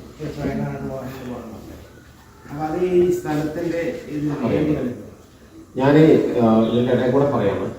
ഞാൻ വരൂ കാട്ടിലേക്ക് പോകാമെന്ന് പറഞ്ഞൊരു സാധനം എഴുതിക്കൊണ്ടിരിക്കുന്നത്. ആരെങ്കിലും വായിക്കുന്നില്ല. ഫേസ്ബുക്കിലാണ്. 19 ലക്ഷം കഴിഞ്ഞ് AO സണ്ണി എന്നുള്ള എൻ്റെ ഫേസ്ബുക്ക് അക്കൗണ്ട്. വരൂ കാട്ടിലേക്ക് പോകാമെന്ന് പറഞ്ഞിട്ട് ഇപ്പോൾ കുട്ടികൾക്ക് വേണ്ടി കാടിനെ പരിചയപ്പെടുത്തി കുറിച്ച് എഴുതിക്കൊണ്ടിരിക്കുകയാണ്. കഴിഞ്ഞ ലക്കം എഴുതിയതാണ് ഇപ്പോൾ ചോദിച്ചത്. കഴിഞ്ഞ ലക്കത്തിൽ ഞാൻ കടുവയെ കുറിച്ചാണ് എഴുതിയത്. എന്തുകൊണ്ടാണ് കടുവകൾ നാട്ടിൻപുറത്തേക്ക് ഇറങ്ങുന്നത്? അത് ഏതെങ്കിലും ഒരു പർട്ടിക്കുലർ പ്രദേശത്തെ ഒരു പർട്ടിക്കുലർ ഇഷ്യൂ ആയിട്ട് ഉണ്ടാവില്ല. അത് സൈറ്റ് സ്പെസിഫിക് ആണ്. സാധാരണ നിലയ്ക്ക് കടുവകൾ കാട്ടിന്റെ പുറത്തേക്ക് വരാൻ ഒട്ടും ആഗ്രഹമില്ലാത്ത ജീവികളാണ്. ഒട്ടും ആഗ്രഹമില്ല.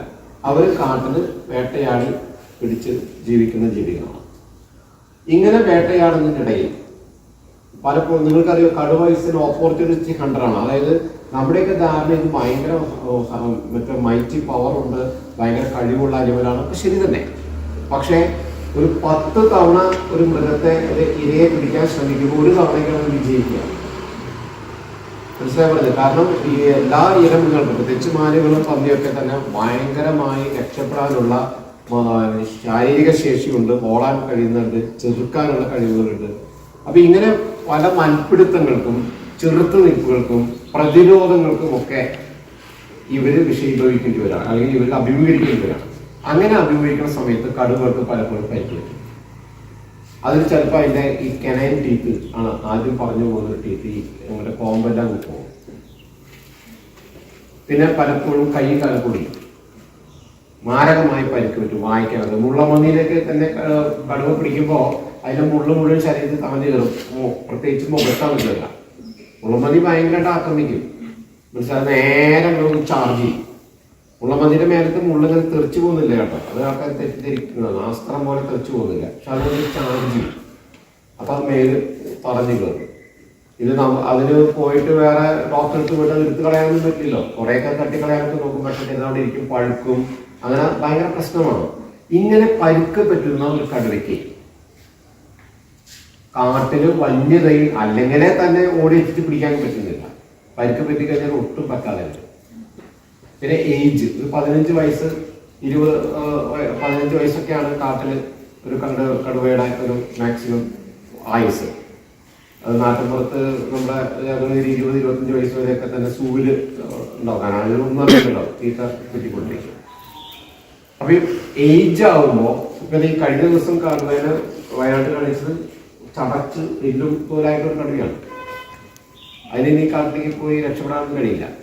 അപ്പൊ ഇങ്ങനെ വയസ്സാകുമ്പോഴും വലിയ ഈ മൃഗങ്ങളെ ഓടിച്ച് അല്ലെങ്കിൽ അതിനെ ചാടി വീണ് അവരുടെ പ്രതിരോധത്തിലേക്ക് പ്രതിരോധിച്ച് അതിന് കീഴ്പ്പെടുത്താൻ കഴിയില്ലേ കാട്ടില്. അപ്പൊ അവരെന്ത് ചെയ്യും? ഈസി പ്രേ നോക്കി ഇറങ്ങും. ഈസി പ്രേ നമ്മുടെ വളർത്തുമൃഗങ്ങളാണ്, അതിനെ കെട്ടിട്ടേക്കും. ഭയങ്കര സുഖമാണ്. അപ്പൊ വരിക, ഒരാടിനെ പിടിക്കാൻ കൊണ്ടുപോകും. അങ്ങനെ പോവുക. നിർഭാഗ്യവശാൽ വിശന്ന് വലഞ്ഞു വരുന്ന ഒരു കടുവയുടെ മുമ്പിൽ ഒരു മനുഷ്യൻ ചെന്ന് പെട്ടാൽ മനുഷ്യൻ ഒരിക്കലും കടുവയുടെ ഇഷ്ടപ്പെട്ട ആഹാരമല്ല. പക്ഷെ നിർഭാഗ്യവശാൽ ചിലപ്പോൾ രക്ഷപ്പെടാൻ വേണ്ടി കൊന്നു എന്നിരിക്കും. കൊല്ലൊന്നുമില്ല, മാറിപ്പോടാന്ന് പറയുള്ളൂ. അത് മതി നമുക്ക്. കാരണം അത്ര പവർഫുള്ളാണ്. അതിൻ്റെ 20 സെന്റിമീറ്റർ ഒക്കെ ഉണ്ടാവും ഈ വലിപ്പം. പവർഫുള്ളാണ്, മനസ്സിലായി. ഒരു 14 അടി പൊക്കമുള്ള ഒരു തൊഴുത്ത്, 14 അടി പൊക്കമുള്ള കാലി തൊഴുത്ത്, 800 കിലോ വെയിറ്റുള്ള ഒരു കാളയെ കടിച്ചെടുത്തിട്ട് ഒരു ടൈലർ ചാടി കടന്നു പോകുന്നത് കോർബറ്റ് പുസ്തകത്തിൽ പറഞ്ഞു. കോർബറ്റ് പുസ്തകത്തിൽ 800 കിലോ വെയിറ്റുള്ള കടുവ, ഒരു പശു, ഒരു കാളയെ 14 അടി പൊക്കമുള്ള തൊഴുത്ത് കടിച്ചെടുത്ത് ചാടി കടന്നു പോകുന്ന ഒരു കടുവ. Then you can imagine what is its mighty power. അത് ജിം കോർബറ്റിന്റെ പുസ്തകത്തിൽ, ജിം കോർബറ്റ് കുറിച്ച് മാനേജേഴ്സ് ഓഫ് പുമയൊക്കെ വായിക്കാം, പുസ്തകത്തിൽ പറഞ്ഞിട്ടാണ്. അപ്പൊ ഈ കടുവയ്ക്ക് ഈസി പ്രേറ്റ് ഏരിയ ആണ് നാട്ടിലേക്ക് പറഞ്ഞത്. ഒരിക്കലും അത് അങ്ങനെ കിട്ടിക്കഴിഞ്ഞാൽ പിന്നെ കാട്ടിൽ പോയി അത് അങ്ങനെ എളുപ്പം, കാരണം കാട്ടിൽ എളുപ്പമല്ല ഇത് സർവൈവ് ചെയ്യാൻ. അപ്പൊ അങ്ങനെ പരിക്ക് പറ്റുന്ന ഓൾഡ് ഏജ് ആയിട്ടുള്ള അനിമൽസ് ആണ് സാധാരണ നിലയ്ക്ക് പുറത്തേക്ക് ഇറങ്ങുന്നത്. പരിക്ക് പറ്റുന്നതോ ഓൾഡ് ഏജ് ആയിട്ടുള്ള കാട്ടിൽ സർവൈവ് ചെയ്യാൻ പറ്റാം. പിന്നെ ഈ ആനകളുടെ കാര്യത്തിൽ ഇപ്പോൾ ഞാൻ നിങ്ങൾ വരുമ്പോൾ പറഞ്ഞൊരു കാര്യമാണ്, ഈ ഞാൻ വാളയാർ ജോലി ചെയ്യുന്ന സമയത്ത് പുതുശ്ശേരിയിൽ ആന ഇറങ്ങിയെന്ന് പറഞ്ഞിട്ട് ഞങ്ങൾ അതിനെ ഓടിച്ചു വിടാൻ വേണ്ടി പോയതാണ്. ഒരു കൂട്ടം ആനകൾ കാറിനോട് ചെന്ന് വാഴത്തോട്ടാണ്. അതിനൊരു പിടിയാണ്, ഞാനത് മറ്റേത് എടുത്തിട്ടായിരുന്നു, അത് എവിടെയോ നഷ്ടപ്പെട്ടിട്ട്. ഒരു പിടിയാണ് അമ്മ ആന ഒരു വാഴ പിടിലെടുത്തിട്ട് ചവിട്ടി പൊളിച്ചിട്ട് അതിൻ്റെ ഉള്ളിൽ ഉണ്ണിപ്പിണ്ടി ഉണ്ടല്ലോ, അതെടുത്തിട്ട് കുട്ടിയുടെ വായിൽ വെച്ച് കൊടുക്കും. കുഞ്ഞു കുട്ടിയുണ്ട്, അതിൻ്റെ വായിൽ വെച്ച് കൊടുക്കണം. അത് ഐസ്ക്രീം കഴിക്കണ പോലെ കഴിക്കുന്നുണ്ട്. നമ്മുടെയൊക്കെ കുട്ടികൾക്ക് ഐസ്ക്രീം കിട്ടിക്കഴിഞ്ഞാൽ ഉണ്ടാകുന്ന താല്പര്യമുണ്ട്. അപ്പൊ നിങ്ങളുടെ മുമ്പിൽ പഴങ്കഞ്ഞി വെച്ച് തന്നു, ബിരിയാണി വെച്ചു തന്നു, ചിക്കൻ ബിരിയാണി. സാധാരണ എനിക്ക് അത് എന്താ സെലക്ട് ചെയ്യാൻ ബിരിയാണി അല്ലേ? അത് നമ്മൾ സത്യസന്ധമായി പറഞ്ഞ ബിരിയാണിയാണ്. നമ്മൾ നിങ്ങളൊക്കെ ബോധിപ്പിക്കാൻ വേണ്ടി പഴങ്കഞ്ഞി ഇത് തന്നെയല്ലേ ആനക്കുട്ടിയെ സംബന്ധിച്ച്. അത് വാശി പിടിക്കും, എനിക്ക് നാളെയും വേണമെന്ന് പറഞ്ഞിട്ട്, മനസ്സിലായി. അത് വീണ്ടും വാഴത്തോട്ടത്തിലേക്ക് വരും. അപ്പോൾ അത്തരം വന്യമൃഗങ്ങളെ ആകർഷിക്കുന്ന തരത്തിലുള്ള കൃഷികൾ കാടിനോട് ചേർന്നുള്ളത് പരമാവധി ഒഴിവാക്കാൻ ഒരു മാനേജ്മെന്റാണ്. അതങ്ങനെ പറയാൻ പോയിട്ടുണ്ടെങ്കിൽ കർഷകർ മുഴുവൻ വെക്കട്ട് വന്ന് ഞങ്ങൾക്ക് ഇഷ്ടമുള്ളത് ഞങ്ങൾ കൃഷി ചെയ്യും എന്ന് പറഞ്ഞു കഴിഞ്ഞാൽ നമുക്ക് എന്ത് ചെയ്യാൻ പറ്റും? ഇപ്പൊ ഇവിടെ ഒളകരയിൽ ഞാൻ PC DFO ആയിട്ടുള്ള സമയത്ത് ഒളകരയിൽ ഒരു പ്രദേശത്ത് പോകുന്നിടത്ത് എപ്പോഴും ആന വരും. അപ്പൊ ഞാൻ ഇൻസ്പെക്ട് ചെയ്യാൻ പോയി, എന്താണ് ആന അവിടെ ആന അങ്ങനെ വരാറില്ല. നോക്കിയപ്പോ പൈനാപ്പിൾ കൃഷി, പൈനാപ്പിള് വിളഞ്ഞ് അതിനൊരു മണം വരുമോ, തല്ലിക്കളഞ്ഞാൽ കൂലിയാണ്. ഞാൻ പറഞ്ഞ അവിടുത്തെ MLA പ്രസിഡന്റ് സാറൊക്കെ വിളിച്ചിട്ട് ഞാൻ പറഞ്ഞു, സാറേ ഇത് നിർത്തണം, ഇവിടെ ഈ കൃഷി നിർത്തണം, മനസ്സിലായി, അല്ലെങ്കിൽ ഇത് വന്നുകൊണ്ടേയിരിക്കണം. ആനയെ തടയാൻ നിങ്ങൾ എന്ത് മാർഗം ഉപയോഗിച്ചാലും ഒരു രക്ഷയില്ല. കാരണം ആന നമ്മളെ പോലെ തന്നെ നല്ല ബുദ്ധിയുള്ള മൃഗമാണ്, അല്ലെങ്കിൽ നമ്മളെക്കാൾ ബുദ്ധിയുള്ളത്. ആന വർഷങ്ങളായിട്ട് വയനാട്ടിലെ ആനയുടെ പ്രശ്നം എന്താണെന്നറിയോ? വയനാട്ടിലെ കാട് കംപ്ലീറ്റ് ഫ്രാഗ്മെന്റഡ് ആണ്, കഷ്ണങ്ങളായി മുറിച്ചു മനസ്സിലായോ? അപ്പോ തുടർച്ചയില്ല കാടിന്. ഒരു കഷ്ണം കാട് കഴിയുമ്പോൾ അവിടെ വേറെ ആൾക്കാർ താമസിക്കണം. വയനാട്ടുകാർ ഇവിടെ ഉണ്ടല്ലോ, ഫ്രാഗ്മെന്റഡ് ആണ്, മനസ്സിലായോ? ഫ്രാഗ്മെന്റഡ് ആണ് അവിടെ. ഈ ആനകൾ വർഷങ്ങളായി അവരുടെ ഉള്ളിൽ കിടക്കുന്ന ഒരു ജീനുണ്ട്, അവർ സഞ്ചരിക്കുന്ന വഴി. ഒരു ദിവസം ആന ഏറ്റെടുത്ത് നോക്കുമ്പോൾ ഇന്ന് പെങ്ങളുടെ മുകളിൽ ബർത്ത്ഡേ ആണല്ലോ, നടക്കുകയാണ് പെങ്ങളുടെ വീട്ടിലേക്ക്, മനസ്സിലായോ? എന്ന് ആലോചിച്ചു ആളുകൾ നടന്നുണ്ടായി. ഇത് ഞാൻ 5 കൊല്ലം മുമ്പ് പോകുമ്പോൾ ഇവിടെ ഒന്നും ഉണ്ടായിരുന്നില്ലല്ലോ. ആള് നടന്നുപോയ വഴിയാ, സ്ഥിരമായി നടക്കണ വഴിയാ. 5 കൊല്ലം മുമ്പ് ഞാൻ ഇതിന്റെ മുമ്പ് ഈ വീട് ഉണ്ടാവുന്നില്ല, അത് ശരിയാവില്ല, നമുക്ക് തട്ട് തട്ടി. അപ്പൊ നമ്മൾ പറഞ്ഞ ആന ആക്രമിച്ചു, നമ്മളാണ് ആക്രമിച്ചത്. ജനവാസ മേഖലയിൽ വന്യമൃഗങ്ങൾ കടന്നു കയറി എന്ന് പറഞ്ഞ് നമ്മുടെ പത്രത്തിൽ എഴുതുമ്പോൾ ഒരു ആനയും മൃഗവാസ കേന്ദ്രങ്ങളിൽ ജനങ്ങൾ കയറി എന്ന് പറഞ്ഞ് പത്രത്തിൽ എഴുതുകയാണ്. കാരണം അവർക്ക് അതിന് സിസ്റ്റം ഇല്ല. സത്യത്തിൽ അതാണ് സംരക്ഷിക്കുന്നത്.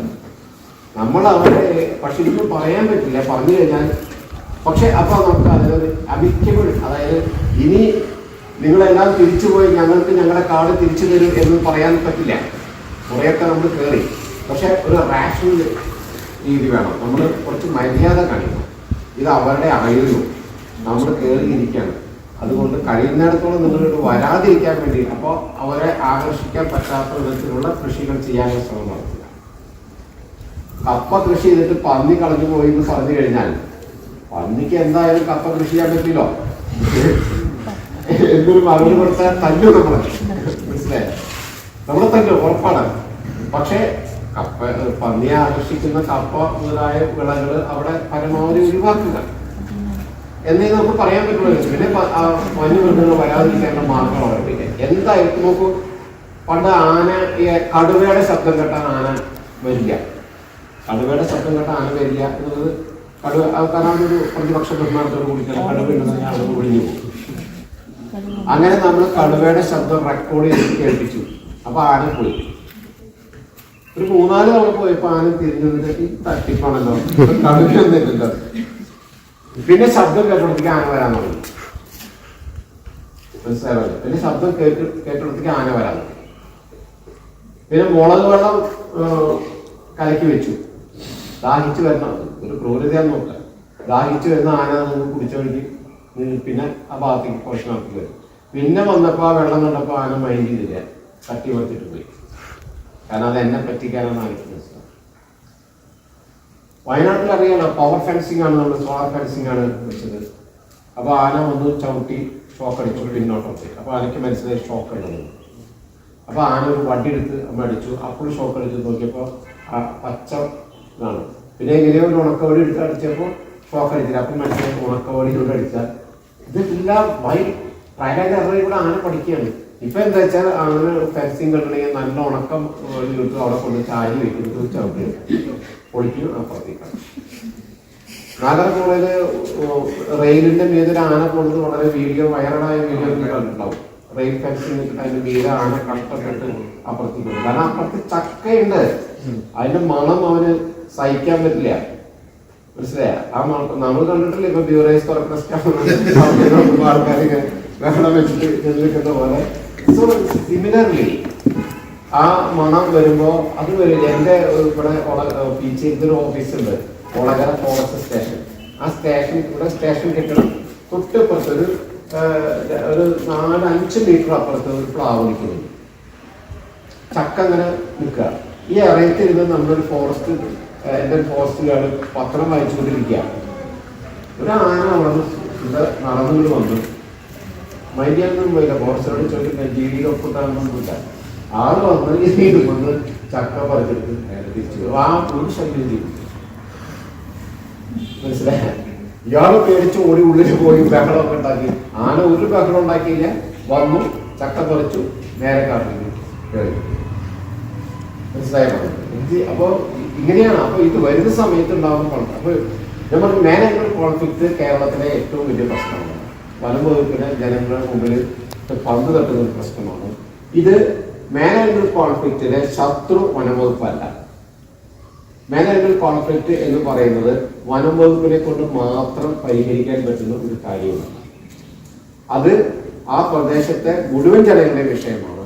മുഴുവൻ ജനങ്ങളും വനം വകുപ്പും അതിൽ ആർക്കൊക്കെയാണ് സഹകരിക്കാൻ പറ്റുക അവരൊക്കെ കൂടിയിട്ട് ഒരു മിറ്റിഗേഷൻ, അതായത് ഇതിനെ നമുക്ക് ഇല്ലാതാക്കാൻ പറ്റും. പിന്നെ നമുക്ക് എന്താ ചെയ്യാൻ പറ്റുക? അതിന്റെ ആഘാതം കുറയ്ക്കുക. അപ്പോ കഴിയുന്നിടത്തോളം വരാവുന്നത് തടയാനുള്ള മാർഗങ്ങൾ ഫെൻസിങ്, ട്രഞ്ചിങ്, പിന്നെ മറ്റ് rail fencing, solar power fencing, പിന്നെ വരുന്ന വിവരം ആളുകളെ അറിയിക്കാനുള്ള SMS സംവിധാനങ്ങൾ, അലർട്ട്, SMS അലർട്ട്, പിന്നെ പല ലൈറ്റുകൾ വെച്ചിട്ട് അങ്ങനെ എല്ലാ ആളുകളുടെയും സഹകരണത്തോടു കൂടി ഏതൊക്കെ മാർഗങ്ങളാണോ പറ്റുക അതൊക്കെ ഇന്റഗ്രേറ്റ് ചെയ്ത് ഉള്ളൊരു മാർഗത്തിലൂടെ അത് നേരിടാൻ പറ്റുള്ളൂ. അല്ലാണ്ട് ഇത് കുറെ ഹിഫ എന്ന് പറയുന്ന ഒരു സംഘടനയുണ്ട്, അതൊക്കെ വെറുതെ ഫോറസ്റ്റ് ഡിപ്പാർട്ട്മെന്റിന് ചീത്ത പറഞ്ഞുകൊണ്ടോ അല്ലെങ്കിൽ ഫോറസ്റ്റ് ഡിപ്പാർട്ട്മെന്റ് ജനങ്ങളെ ഒഴിവാക്കിക്കൊണ്ടോ ഒന്നും ഇത് പരിഹരിക്കാൻ പറ്റില്ല. ശാശ്വതമായ പരിഹാരം എന്നൊന്നും അതിനകത്ത് ഉണ്ടോ എന്ന് ചോദിച്ചു കഴിഞ്ഞാൽ ഈ കാര്യം മറുപടി ഒന്നുമില്ല. കഴിയുന്നിടത്തോളം എല്ലാവരും സഹകരിച്ചുകൊണ്ട് ഇതിന്റെ ആഘാതം കുറയ്ക്കാനുള്ള ശ്രമങ്ങൾ ചെയ്യുക.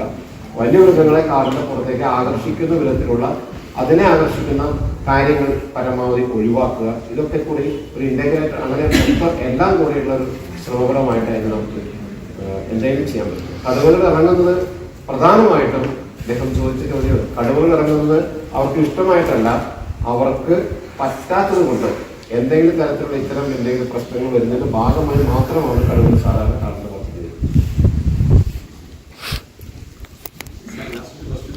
കൂടി കാടിനെ കുറിച്ച് പറഞ്ഞ് പഠിപ്പിച്ച് നടന്ന് സംസാരിച്ച് പോവുകയാണ്. അപ്പൊ എന്റെ ശ്രദ്ധ അങ്ങനെ ഇല്ല, പുറത്തേക്കില്ല. അച്ഛന്മാരും മറ്റൊരു ഉണ്ട് കൂടെ. ആന എന്ന് പറയുന്ന ഒരു മൃഗം നിങ്ങൾ വിചാരിക്കുന്ന പോലെയല്ല, വളരെ ബുദ്ധിയുള്ള ഒരു മൃഗമാണ്. തൊട്ടപ്പുറത്ത് 4-5 മീറ്റർ അത് മറഞ്ഞു നിന്നാൽ പോലും നിങ്ങൾ ചിലപ്പോൾ കണ്ടുവരും. അത്ര നിശബ്ദനായി, അത്ര നിശ്ചേഷ്ടനായി ആനയ്ക്ക് കാട്ടിൽ മറഞ്ഞു നിൽക്കാൻ പറ്റും. മനസ്സിലായോ? അങ്ങനെ ഞങ്ങളിങ്ങനെ സംസാരിച്ച് പോകുന്ന സമയത്ത് പെട്ടെന്നാണ് ഈ ആന ചാർജ് ചെയ്യുന്നത്. ഒരു 10 മീറ്റർ അടുത്തുണ്ട്. അപ്പോൾ ഈ ആനയുടെ ചാർജിങ്ങിൽ സാധാരണ ആന ചാർജ് ചെയ്യുമ്പോൾ ഞങ്ങൾ മിക്കവാറും ഒക്കെ തന്നെ ഒരു 90% മോക്ക് ചാർജിങ് ആണ്. മോക്ക് ചാർജിങ്, അതായത് നമ്മളെ വരട്ടി പേടിപ്പിക്കുക. കാരണം ആനയ്ക്ക് നമ്മൾ ആക്രമിക്കണമെന്നൊന്നും ഉണ്ടായിരുന്നില്ല, പക്ഷെ ആനയെ നമ്മൾ ഡിസ്റ്റർബ് ചെയ്തിട്ടുണ്ട്. അതുകൊണ്ട് ആന നമ്മളൊന്ന് വരട്ടുന്നു. അപ്പൊ ഞാൻ പറഞ്ഞ്, ഞാൻ ഒരു അതിലേറ്റവും എക്സ്പീരിയൻസ്, ഞാൻ റേഞ്ച് ഓഫീസർ, ബാക്കിയുള്ള ട്രെയിനീസാണ്.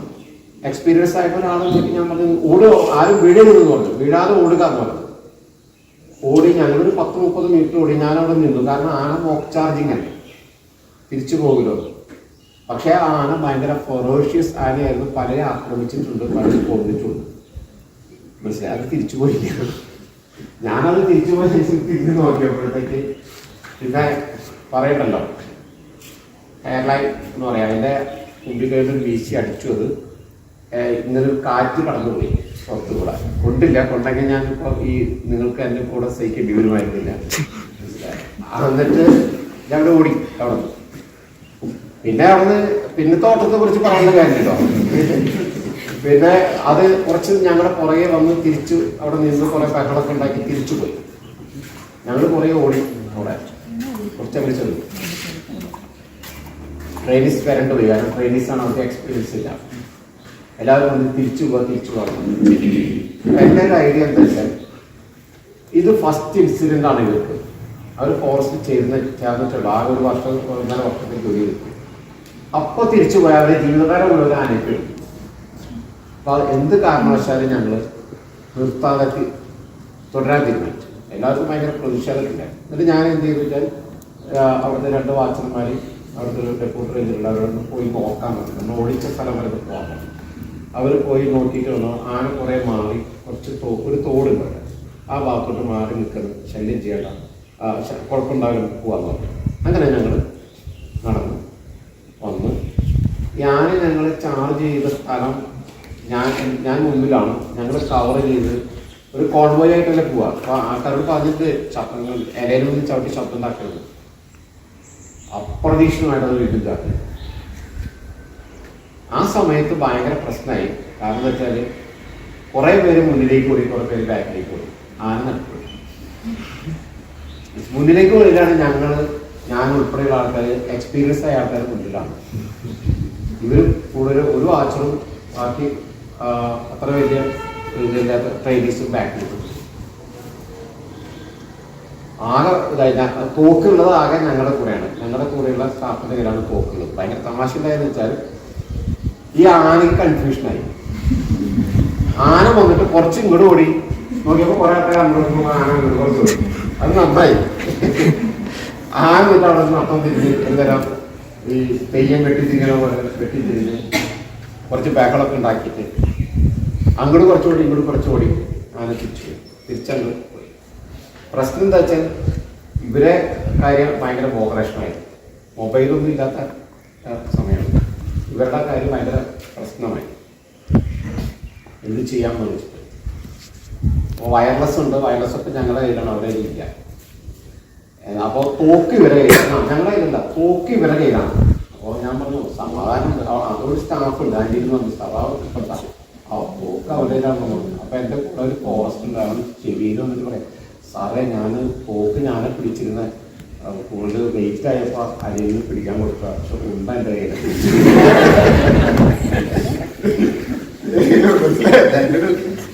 രസകരമായ ഒരു കാര്യം ഞാൻ പറഞ്ഞു, ഒരു രക്ഷയില്ല. ഞാൻ മോഹൻദാസ് റിപ്പോർട്ട് കഴിഞ്ഞിട്ട് ഞങ്ങൾ പോയിട്ട് കുറച്ച് നേരം കഴിഞ്ഞിട്ട് ഞാനും മോഹൻദാസും പോയി ഒക്കെ വന്ന് നോക്കിയപ്പോൾ ആന കുറേ കൂടെ മാറി അനുവദിക്കുകയാണ്.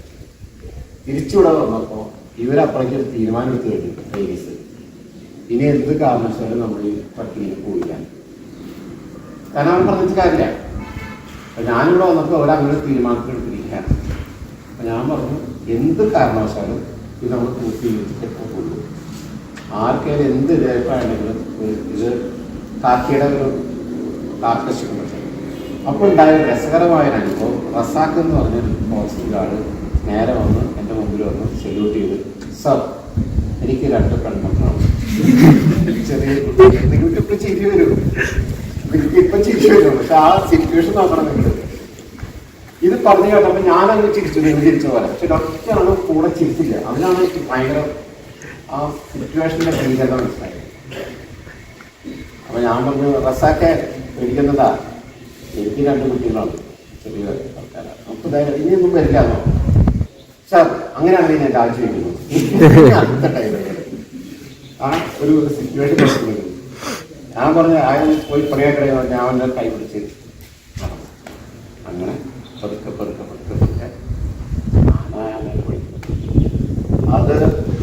അത് കഴിഞ്ഞ് ഞങ്ങൾ അവിടെ പോകുന്നതിന് ശേഷം ഈ ട്രെയിനീസിൻ്റെ പാസിംഗ് ഔട്ട് ഉണ്ടായിരുന്നു. ലാസ്റ്റ് അവർ പോകുന്നത് പാസിംഗ് ഔട്ടിൽ മുഴുവൻ ആളുകളും ആ സംഭവമാണ് എടുത്തു പറഞ്ഞത്.